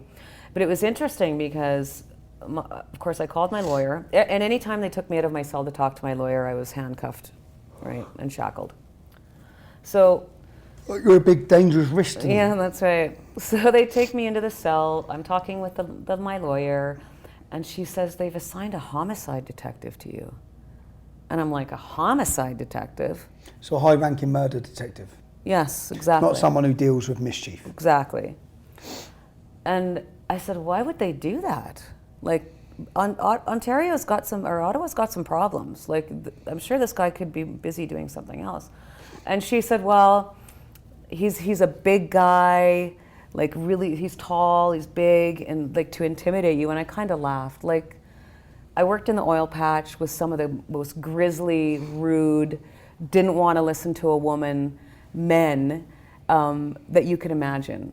And I had to establish a rapport with these men. And I literally just drove across Canada with all these truck drivers. So a big man isn't going to scare me. Anyways, it was just kind of funny. And she said, well, it's to intimidate you. So I'm like, okay, that's fine. So, of course, they wait till the middle of the night when you're run down and tired, and that's when they take you upstairs to do their interview. And I remember thinking to myself, I wonder if this is going to be good cop, bad cop. So we get upstairs into this room. Detective Benson, the big guy, takes me upstairs, puts me in this interview room. And there's plexiglass, you know, because it's COVID or whatever. And then, of course, this young, well-dressed, clean-cut, handsome young man comes in. And I'm like, I think this is good cop, bad cop. So he's like, can I get you a coffee? You can take your mask off. We can move this plexiglass out. And I'm like, I don't care what to do. You know, I'd love a coffee, though, because I was pretty sure it was going to be the last one I was going to get for a while. And he starts asking me these questions. And I know I'm supposed to say no comment. But he'd ask me a question, and I'd be like, because Canadians want their rights and freedoms back. And he'd ask me another question, because Canadians want their rights and freedoms back. And then he asks me, well, why do you think you got so much support from across this whole country, you know, that are supporting you through this? Really what they're all trying to do is get me to say that I'm the leader. Like I'm in charge, I'm running the whole show, that's what they're driving at, which wasn't true, it wasn't the case. And I said, I think because Canadians wanted their rights and freedoms back. Why do you think we got so much support from all these Canadians? And then I got some like word salad non-answer, and I'm like, okay, this is good cop, bad cop. So I just no comment, no comment, no comment, no comment. And then Ben, the other guy came in and sat down, and he asked me questions too, and I just like, no comment, no comment. He tried to get me to sign something, I didn't even read it. No thanks, I'm not signing it. And then they took me down to the cell for the night. Actually, I think I spent 2 nights in cells in the police station, which was very exhausting because it was cold and I didn't get much sleep before they took me to the detention center. So what, they're interviewing you. What's their allegation? What crime are you alleging? My original charge, I was only had one charge to begin with, and it was, get this, the charge was counseling others to commit mischief which did not occur. Thought crime. Like, what does that even mean? You might How have do you got people counsel to nearly someone? do something illegal, but they didn't do it. I know, like That was their holding. That was yeah. what they got you on. And then they added more charges later on. They added mischief. They added intimidation, counseling others to intimidate, obstruct a police order. In the line of yeah. duty. So just a bunch of stuff. They're just throwing stuff, you know. So you've had your interview, because usually the process, I'm not sure about Canada, but in the UK, you'll be arrested, you'll face an interview, then you'll have a bail application to leave and go out on bail while you wait for your charge. Yes. What happened with you? Well, I think Chris and I had our bail hearings on the same day, and he was released and sent home. I went in and we had my bail hearing, and she actually, at the end of it, she waited until, because it was a long weekend, remember?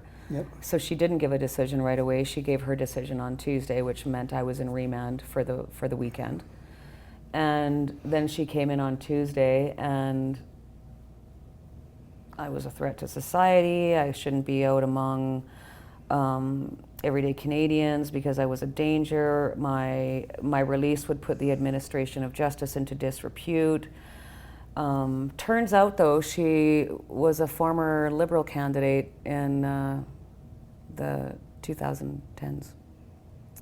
She was running for the Liberal Party of Canada in the 2010s. So she denied me bail, and She denied you bail. Denied you bail as a danger. yeah, See, that just sounds insane. it is, especially when you see what's happening in Canada now. No previous criminal records. Mother of 3. No history of violence. No history of anything. 3 children at home.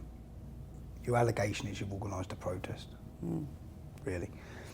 So tell me, when she tells you that, are your family in court? No, because we're in Ottawa and my family are. Back home. Yeah. What did you think when she tells you that? Because obviously at that point, does she give you a fixed date? Does she say, I'm remanding Oh you no, until... because now we have to find time to do a bail review. That's the bail hearing. So that now the lawyers and the courts have to work to find a date where we can actually have a bail review. So you're just off to jail? So I'm just off to jail. I don't know how long it's going to be. And I spent 18 days before I was released. And so, yeah, so then it has to go up. So that's Ontario Provincial Court. So then when you do a bail review, it goes to the Superior Court, and then we have the Supreme Court, which is federal. So you spent 18 days in the prison at that point? Yeah. What was your day-to-day? What's the day like in that prison? What was the prison like? Well, the What were first week I was in staff solitary confinement. like? You was in solitary confinement? Yeah. Tell me So, what that's like. you know, I got a little bit of rest, which I needed. And I did a lot of praying, I did a lot of meditation, I washed all this terrible graffiti off my walls, I scrubbed the floor with a toothbrush, literally like you'd see on TV.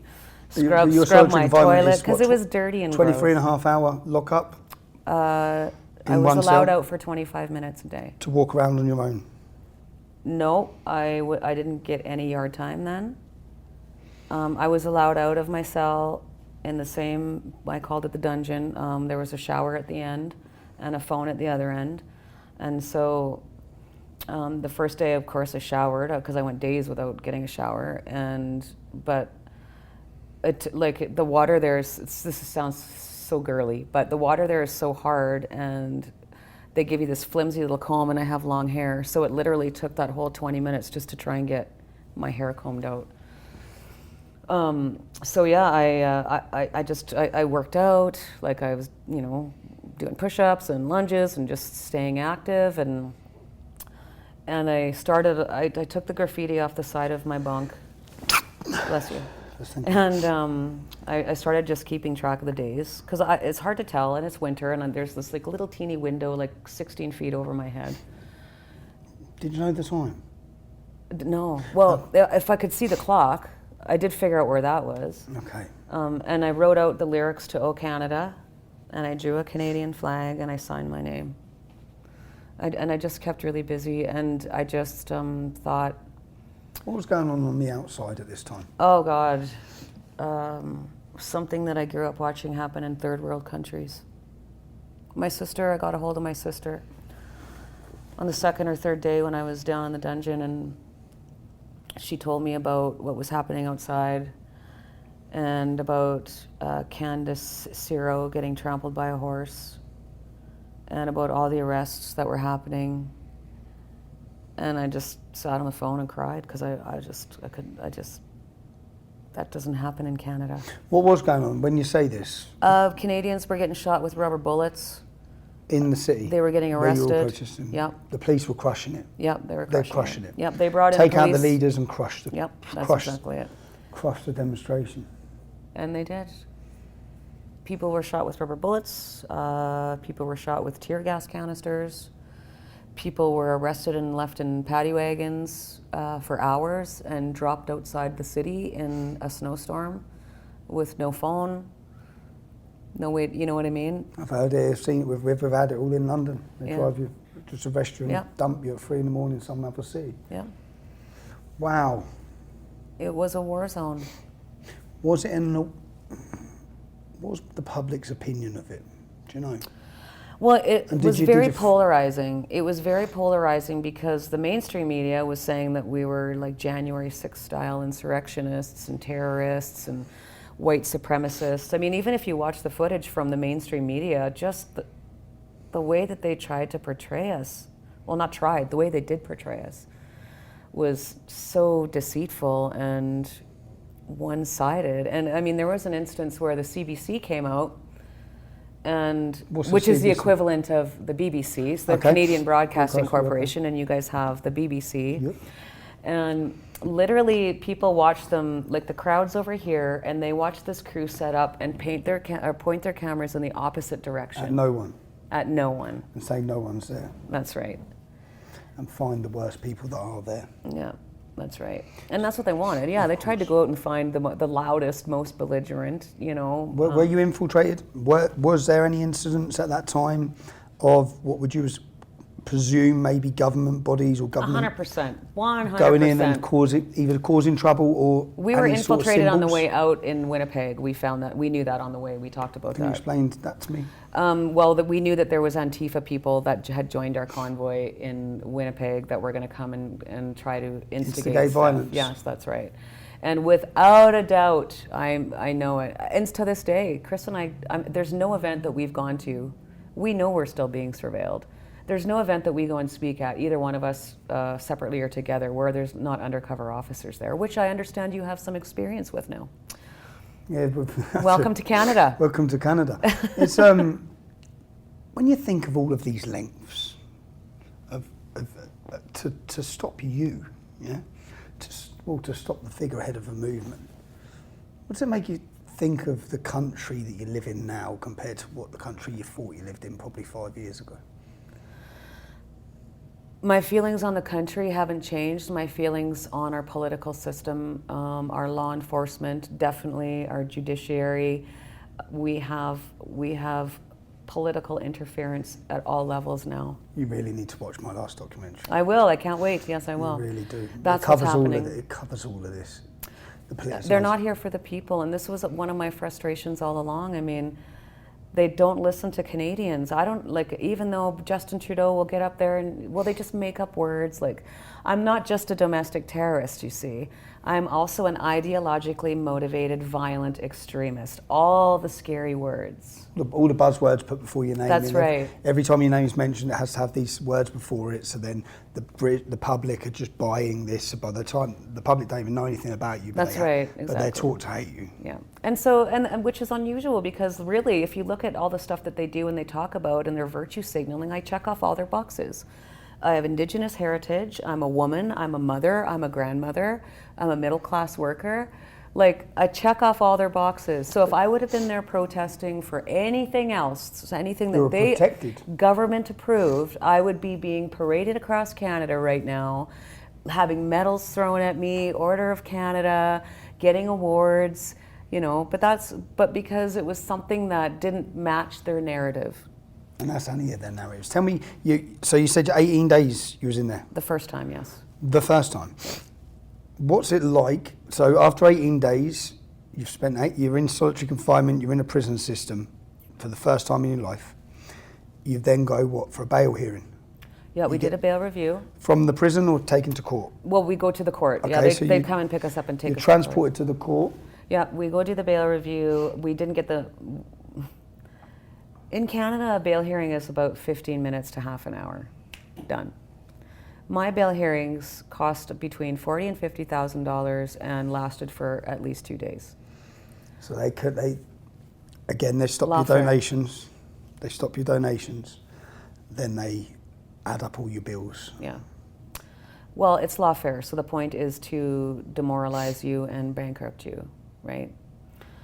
God, it's the same everywhere we go. Yeah, it's the same, and that's what's so scary is that it's not just happening here. I mean, I see people, oh, I'm leaving Canada, and I'm like, that's fine, go, but you know what? Don't come to You Britain. might be safe for a while, but Yes. if we don't stop this, you're not going to be safe for that long. Like, it's a temporary solution. So you're here in 2 days? And then I was released with conditions, very heavy conditions. Chris didn't even have it near the conditions that I had. What were your conditions? Well, the first condition was I was supposed to get out of Ontario within 24 hours, but the joke was on them because we had a travel mandate at the time, and I wasn't vaccinated, so I couldn't get on a plane and leave. So I had 72 hours to get out of Ontario. I was banned from the province of Ontario. I was not allowed to post, log in, post, or ask somebody to post on social media on my behalf into any of my accounts. I had no contact orders with Chris Barber, Tom Marazzo, Danny Bulford, and Pat King, and a bunch of others, some of them who I don't even know, which is kind of funny.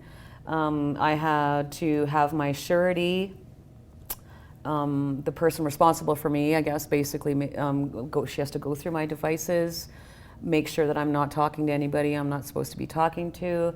I'm not allowed to organize or advocate for or support any protests. I have to reside at my residence. I'm not allowed to move out unless it's into my surety's basement. I think that's it. There's a lot of them. So it was every condition that would stop you from having any Complete activism. silence. So you were totally gagged by the courts. And you're for how long were these conditions? They're still in place. How many years ago is this? 2.5 now. You're still under these conditions now. They've managed to stop your entire movement of people. And not just meet them. Okay, you get these conditions. So we had the social media condition finally lifted just before Christmas, but I still have to be careful what I post about. Even the German protests that were happening, the farmers, I'm not even allowed to like those posts because it's a protest. So I can't like and share those types of posts. This is communism. This isn't a free democratic society at all. It's not. No, it's not. Chris and I just had our no contact order lifted about 6 weeks ago. We were not allowed to speak to each other, contact each other directly or indirectly unless there was lawyers present. I still have my no contact orders in place for all of the rest of them, and all the other conditions are still in place. When you got out after 18 days, in the end you went back home? Yes, straight home. I had 72 hours to get out of Ontario. What was the reaction of your family? Well, when I got into Medicine Hat, before I saw my family, there was a beautiful, lovely, welcoming party on the highway for us, and it was absolutely lovely. My kids were supportive. Even my oldest daughter, who doesn't necessarily maybe agree with why we went, still supported me. Of course. You know, she still supported me. And well, it's upset. Must be upset. They must have been scared for them. Yeah. I was scared for them, but they're all very strong young women, and I'm so proud of them. Like I said, the toughest part was when my daughter woke up and read that I'd hung myself in jail. Was that in this first sentence? That was the first sentence, yeah. And who had said that, and where? The Vancouver Times out of British Columbia. The Vancouver. You're not talking about some little left-wing blog. No. The Vancouver Times reported that I had hung myself in prison. Oh my God. Yeah. Oh my God. So you see something like that. You see, my thinking of that's to break your family. Yeah. Because if that breaks your family, it breaks you. That's right. So whilst you might be able to sit in jail for 18 days, 18 months, whatever, they're fucking with your family. They've gone for your family. That's right. That is solely targeted at your family. And honestly, I don't care about myself. I mean, I care about myself, but I'm not worried about myself. But I mean, if they thought I was going to be children... some, delicate, weeping wallflower victim, they picked on the wrong woman. I keep saying this. They underestimated me and how strong I am and but my belief. When I was arrested, I was just like, okay, God, we've exposed so much already just by being here. We're going to expose Obviously, more now. you're not done with me. So, I mean, let's go. I got this, And I just really clung to that the whole time I was in there, and you've been to jail, you just put one foot in front of the other, and you just keep going. And the thing about jail that I learned was that when you're in a situation like that, every drop of kindness, every little teeny tiny drop of kindness that somebody shows you is amplified so much. And I would have guards saying, don't give up. And I'm like, I won't, stay strong. I got this. Don't worry. I obviously there was some that didn't agree with me and what I was there, but there was some support in there. And you'll read a story in my book that I'll let you read about a gentleman in there who was like an angel sent from God. I know it. He was sent there for me that day. It was this day, second time I was denied bail when I was arrested on an alleged breach. And it was a pretty crushing day, but... Get me to this alleged breach. You've done 18 days, you've come out, you've gone home to your family. Yeah. They're obviously devastated. You've all gone through so much. What happens next? Well, I went back and just kind of carried on with my life as best as I could. I went back to work, and the Justice Centre for Constitutional Freedoms here in Canada is a not-for-profit organization, a charitable organization that helps people with legal cases like mine and like Chris's. And they wanted to award me with their annual George Jonas Freedom Award. And the Crown Prosecutor actually wanted me jailed just because I agreed to accept this award. So but the first dinner was in Toronto, which was in Ontario, which I was banned from. So we ended up having a bail hearing to see if, to ask a judge if I could please go. Yep. And during the course of that bail hearing, this also came out, this pendant. The Crown Prosecutor tried to have me jailed over this. It was a gift that was sent to me from a lady in Thailand who had not seen her kids in 2 years because of the mandates. And she asked me for a picture. I got this beautiful letter, and anyone that wrote me or whatever, I would text them or call them. And she made these beautiful pendants. And so I got this letter. I messaged her right away. I said, thank you so much. I love it. I'm never taking it off. And she's like, you're like a brand ambassador. Can you send me a photo? Can I put it on social media? And I said, I would love to send you a photo. I said, I can't tell you about social media because I'm banned from it. I'm not allowed to do that. But just when she posted it, she posted with permission. So, whatever. It was innocent. Just a photo of you with that. It was totally innocent. Okay. So this first bail hearing, the Crown Prosecutor has a total conniption fit over it, tries to have me breached on this, fights me going to get this award. Anyways, long story short, we ended up winning. The judges said, yes, you can go. So they changed my condition. I could go to Ontario. I just couldn't go to the red zone in Ottawa, like the protest zone. I'm still banned from there. Okay. And so I go to this award, which is a JCCF, Justice Centre for Constitutional Freedoms dinner. And it's full of lawyers. My lawyer was there, my previous lawyer. I'd switched lawyers because Chris and I had the same lawyer at the beginning. But I mean, let's face it, this was going to be a lot of work. The president of the JCCF was sitting at my table. He's a lawyer. Lawyers everywhere. Anyways. So we walk into this event in Toronto, and the gentleman that had come with us, who was with us on the ground in Ottawa, a good friend of mine, comes over and he says, Tamarazo's here. Like, what the hell is going on? And Tamarazo was... You're not allowed to speak. Yes. So we were assured everything was fine. There was lawyers there. Everything was okay. So naive me, I'm like, well, everything must be okay. So then comes time to go get seated at our table, and I see Tamarazo seated at our table, and I was like, well, this has to be okay. Like, I can't have anything to worry about. They're not going to put me in jeopardy. They're certainly not going to seat this man at my table unless they're confident that this is okay. So we did the speech, did the presentation. It was a beautiful evening, and at the end of the night, a group of us are walking to leave, and this young lady says, well, let's take a photo.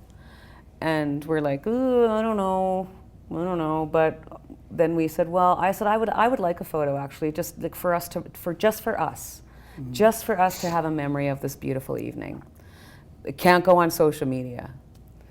So, and I think it was actually John Carpe, the president of the JCCF, that took the picture. And what you don't see in the picture, so there's a few people, then there's me standing beside Tamarazo, and then the picture ends, and then there's a lawyer from the Justice Centre right there. Okay. But he wasn't in the photo. So I get up the next morning. I looked at my husband's Facebook page, and I see a picture on Facebook. This picture was posted on Facebook. So I didn't know what was going to happen. Anyways, I called my surety to just let her know that this had happened, and I talked to some of our legal counsel about it, and nothing happened. We continued. I went back to work, and then a couple weeks later, on a Monday afternoon, I actually stopped on my way home from work at my surety's so she could go through all my devices and make sure I was being a good girl, and then I went home. And as I was going, I live in a kind of a crazy area of Medicine Hat. There's lots of turns, and I make this turn, and I see the lights come on behind me. And I thought, oh, maybe I was speeding, because I did rush to get ahead of someone to get my exit right. Not even thinking, because at this point I'm still so gullible and so naive. So I pulled my truck over, dig out my license, my registration, my insurance. And this young officer comes over, and I said, okay, I got everything ready for you. And I handed it to him, and he just kind of looked at it, and he goes, when I run your plates, it's coming back that there's a warrant for your arrest. And I said, what? Like, I was almost laughing, because I was like, you're kidding me. And he said, no, I've ran your plates. There's a Canada-wide warrant for your arrest. And I was like, oh, okay. So I was stunned. So I said, I'm not bringing my cell phone, and I did that on Ottawa too. When I figured that we were going to be arrested, I left all of my devices in the room. And so I said, I'm going to leave my cell phone here. And then I said, what's your name? And he was uncomfortable. And he's Josh, right? I was thinking this constable so-and-so, right? And he's like, it's Josh. And I'm like, okay. Okay, well, I just, leave my stuff here. I get out of my truck, and we head back to the car before he handcuffs me. And then I was like, I realized I have got no phone numbers for anyone. So I said, can I go back to my car and just take down my lawyer's number? And he let me do that, and then handcuffed me and took me down to the Medicine Hat Police Service. And I spent the night there, and this is obviously also just before Canada Day, which was going to be our first Canada Day. It's next week, isn't it? Yeah, since the convoy happened. Anyways, it was quite a journey. I was handcuffed and shackled. The sheriffs took me to Calgary. They flew in 2 homicide detectives from Ottawa to meet me in Calgary. And but the one officer on the way there, it was funny because they were so supportive. And I remember when we did the meet in Bassano, Alberta. That's where the Calgary sheriffs picked me up. And I asked if I could go in to use the washroom when he took me in, and we're walking back, and this guy says to me, "Don't let them break you, Miss Leach. Stay strong." And I said, "I won't. I got this." But the Calgary Police Service they were like no sense of humor whatsoever. And so then we get to the airport, and they put me in a wheelchair, left me handcuffed. No, sorry, they had me shackled, but they took off my handcuffs to preserve my dignity. And they wheeled me through I was in a cell, the detective showed up, and I remember him popping his head in, and I'm in there like doing push-ups and lunges and stuff, right? And the detective comes in, and he's like, "Okay, we're going to be ready to leave at such and such a time." And I'm like, "Okay." And then he opens the door, and he goes, "You're going to have to put a mask on. You're not going to give us any hassle, are you?" And I said, "Of course not." I said, "I want this to go just as smoothly as you do. Like, why would you automatically assume I'm going to be a jerk about it?" And then they put me back in the wheelchair, shackled me, but took off my handcuffs, wheeled me through the entire airport.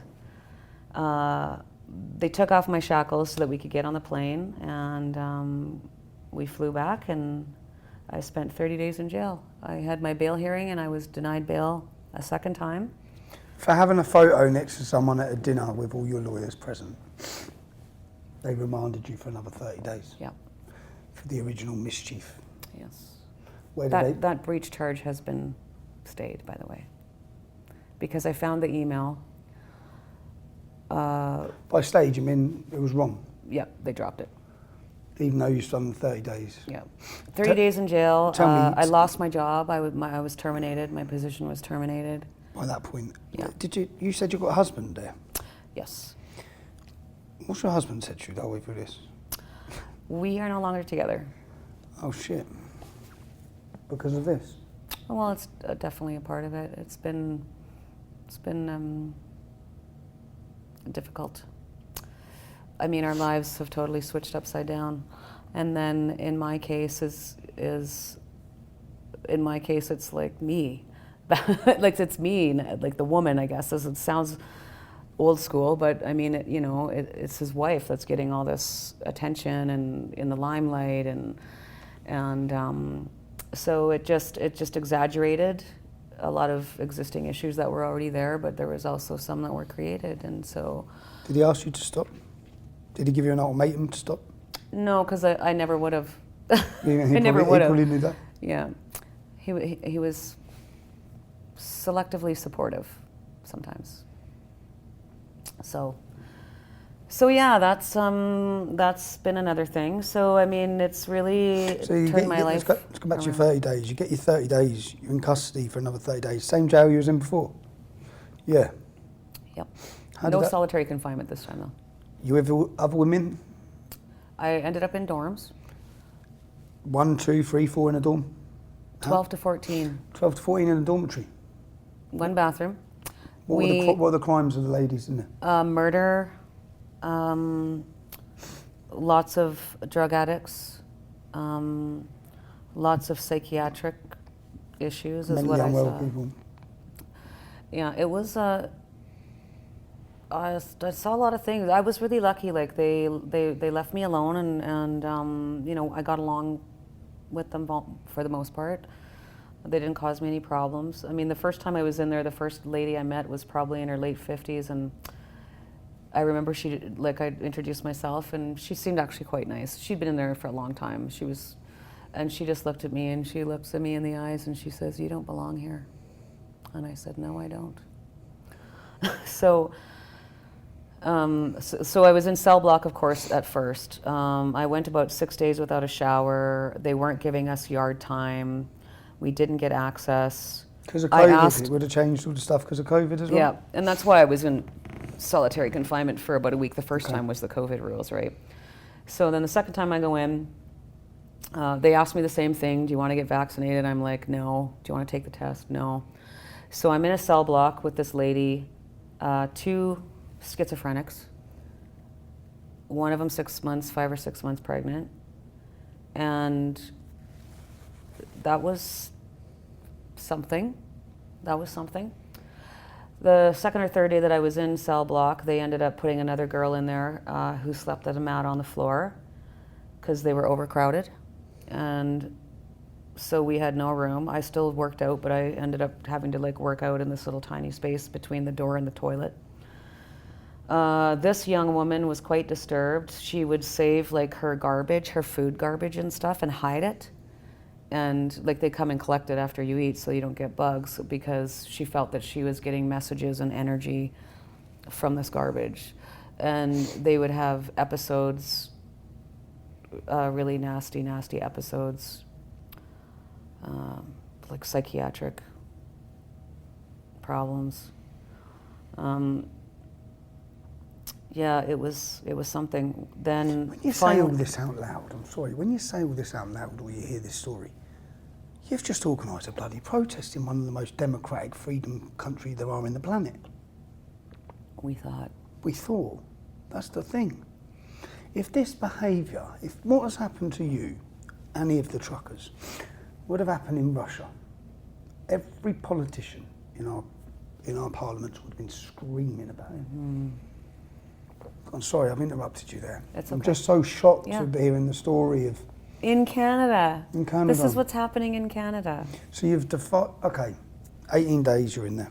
No, another 30 days. Another 30 days, yeah. Well, then you get bail after 30 days, do you? Yeah, I did, yeah. And a judge granted me bail. And and then I just went back home. Okay, well, actually, I hung out there for about a week. I had been in communications with a gentleman who'd reached out to me. Who's the guardian angel you spoke about earlier? He was a guard A prison guard. at the courthouse, and he was a transport driver. Why did you say he's a guardian angel? What happened?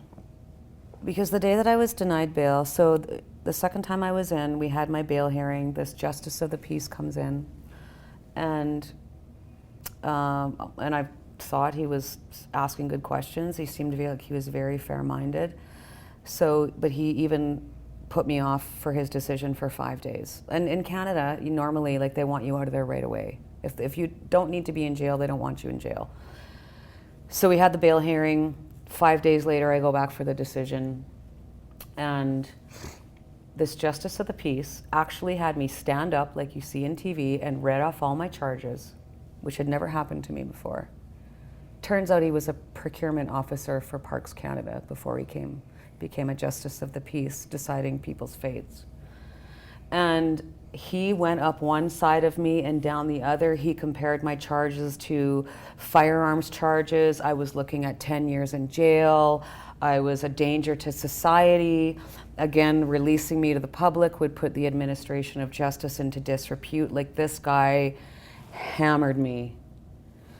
So I went back downstairs. They took me back downstairs in leg shackles and handcuffs to the cells.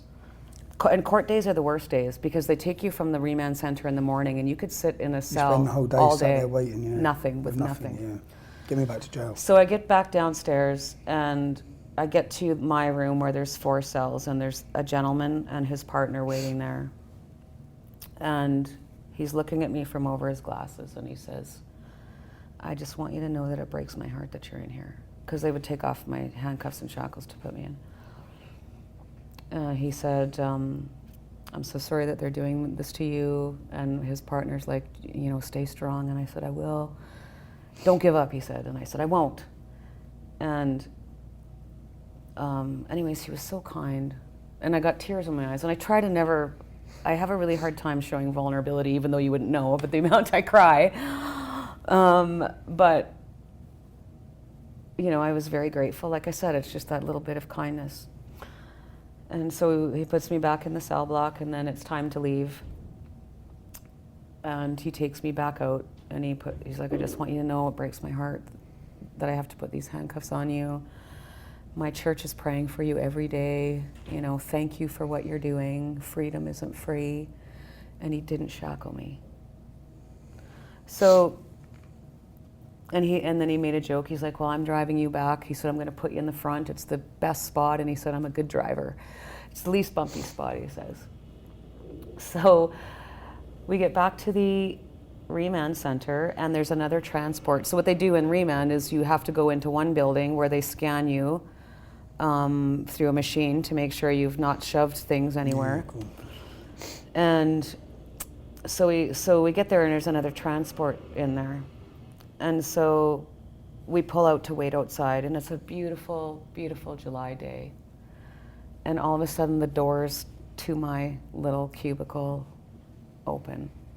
And there's sunshine, and he starts talking to me just like I'm a normal human being, right?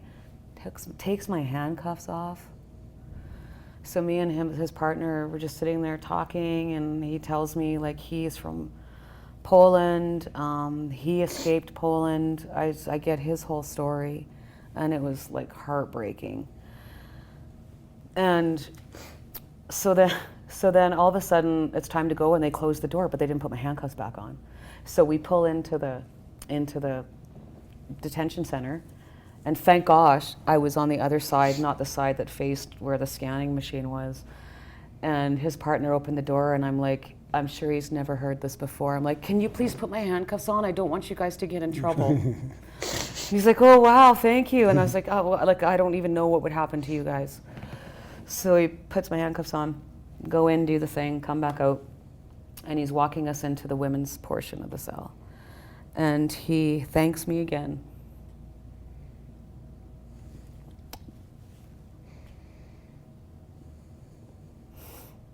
And I said, "No." I said, "Thank you, because you were an angel sent from God for me today." And I said, "I'll never forget it." And every day when I would get outside and run laps. You just find little things. And I'd do a lap and I'd look at this brick, and that brick became Robert. And every lap I would do, I was like, this is for you, Robert. I'm not gonna give up, I'm gonna stay strong. And after my book came out, I realized that I didn't change any names in my book.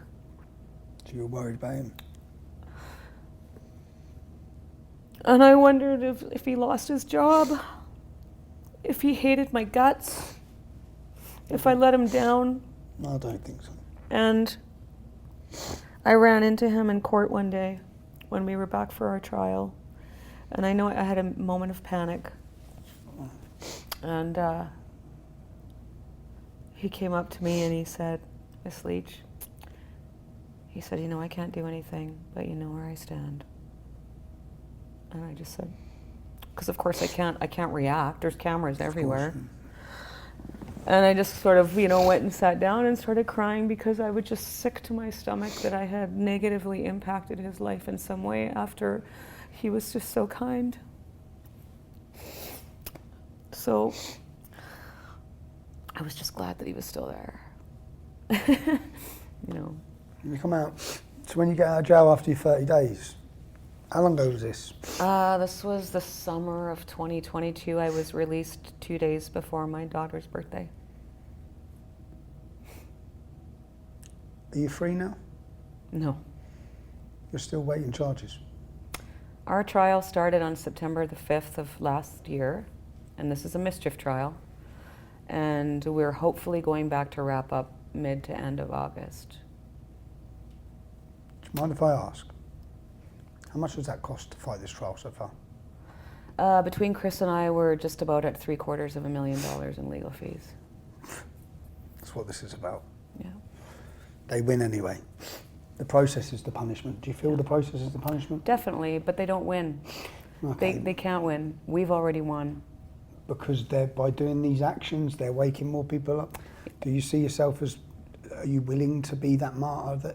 Absolutely, because it's worth it. Because as they behave in this way, they're exposing themselves. Yep, and how they're treating me and Chris and many other people is a reflection on them, not on us. So sorry, let me ask you again. When did you get your verdict? We're hopefully going to wrap up on the 23rd of August, our trial. Okay. And then she can take as long as she wants. How long? What's the worst case for you in this case? The Crown Prosecutor is seeking 10 years in prison. Now, let me put that in perspective for you. Have you ever heard of Paul Bernardo? Paul Bernardo and Carla Homolka were two serial killers in Canada that lived in Ontario, that tortured, raped, and murdered 2 teenage girls. This was in the 90s, I think. Paul Bernardo's trial, they also murdered her sister, Carla Homolka's sister. His trial lasted 4 months, and Carla Homolka was sentenced to 12 years.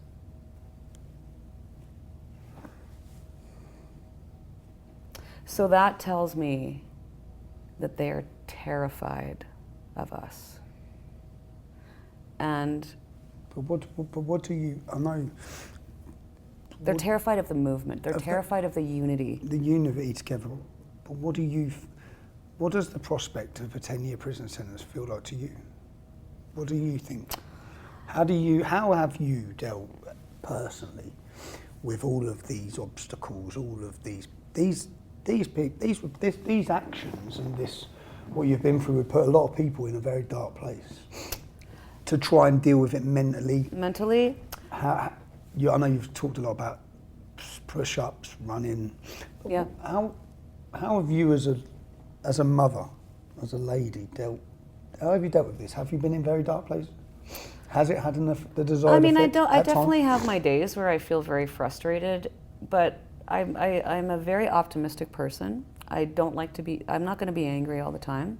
I take everything a day at a time. Like, people come up to me all the time, well, what's your next step? What are you going to do next? Well, I don't know. I was about to ask you that. I don't know. What's next for Tamara Lich? Everything that has happened to me I feel very protected, one way or another. I don't think that they're going to get 10 years in jail.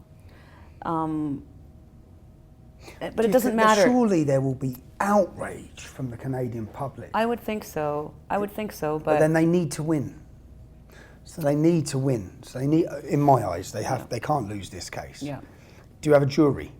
No. No, so you're in trouble. So they're going to... No, we have a great judge. Okay. No, we wouldn't want a jury in this case. If we had a jury from people that are in Ottawa, they're going to go and pick the ones that... They handpick the people. That's well, now, right. because of data, they can understand how people politically think, mindsets on That's views. right. So then when they're picking their juries, it's even more dangerous now. Yes. So no, we opted for a judge, and we actually, I know a lot of the judiciary has been politically pressured. That's a given, just based on some of the convictions that we've seen from other truckers that were there. But we ended up with a very great judge, and she's impressed me. She's not for one side or the other. Like, she's very fair. She's not known to put people in jail unnecessarily. She's seen all the evidence that they've presented. We didn't even mount a defense. Like, we didn't even call any evidence because all we saw, it was just videos of us say, be peaceful and respect the police, right? Do you think, I know that the trucker convoy, I think, broke the back of COVID worldwide. Yes, it did. So I know you've gone through a lot. Mm-hmm. You've been in prison, but you probably had a massive desired effect on the global scale. The COVID died after that. I mean, they were like, if that was the case, we should all be dead. That should have been the biggest super spreader event in the history of COVID. I think other countries probably got worried that we're enforcing it in a similar way. So congratulations to you for the sacrifice. I always say through sacrifice, I just remind myself, through sacrifice comes success. Through sacrifice comes success. Yeah. So. And the moment that I realized that I had zero regrets was when the winter after my second arrest, I took my grandson to the Toboggan Hill in Medicine Hat. And we were halfway up this big hill. And I looked around and I saw fathers with their little toddlers, and I saw groups of teenagers, and I saw families, and I saw kids going up and down this Toboggan Hill, laughing and just having so much fun. And I thought I wouldn't trade a single second in jail for that moment. Because that's what we were fighting for, you know? Smiles, seeing people's faces, families, our future. Freedom. I'll just say, well, Tamara, I'd say that's one of the most inspirational stories I've heard. Wow, thank you. I've heard a lot. I bet you have.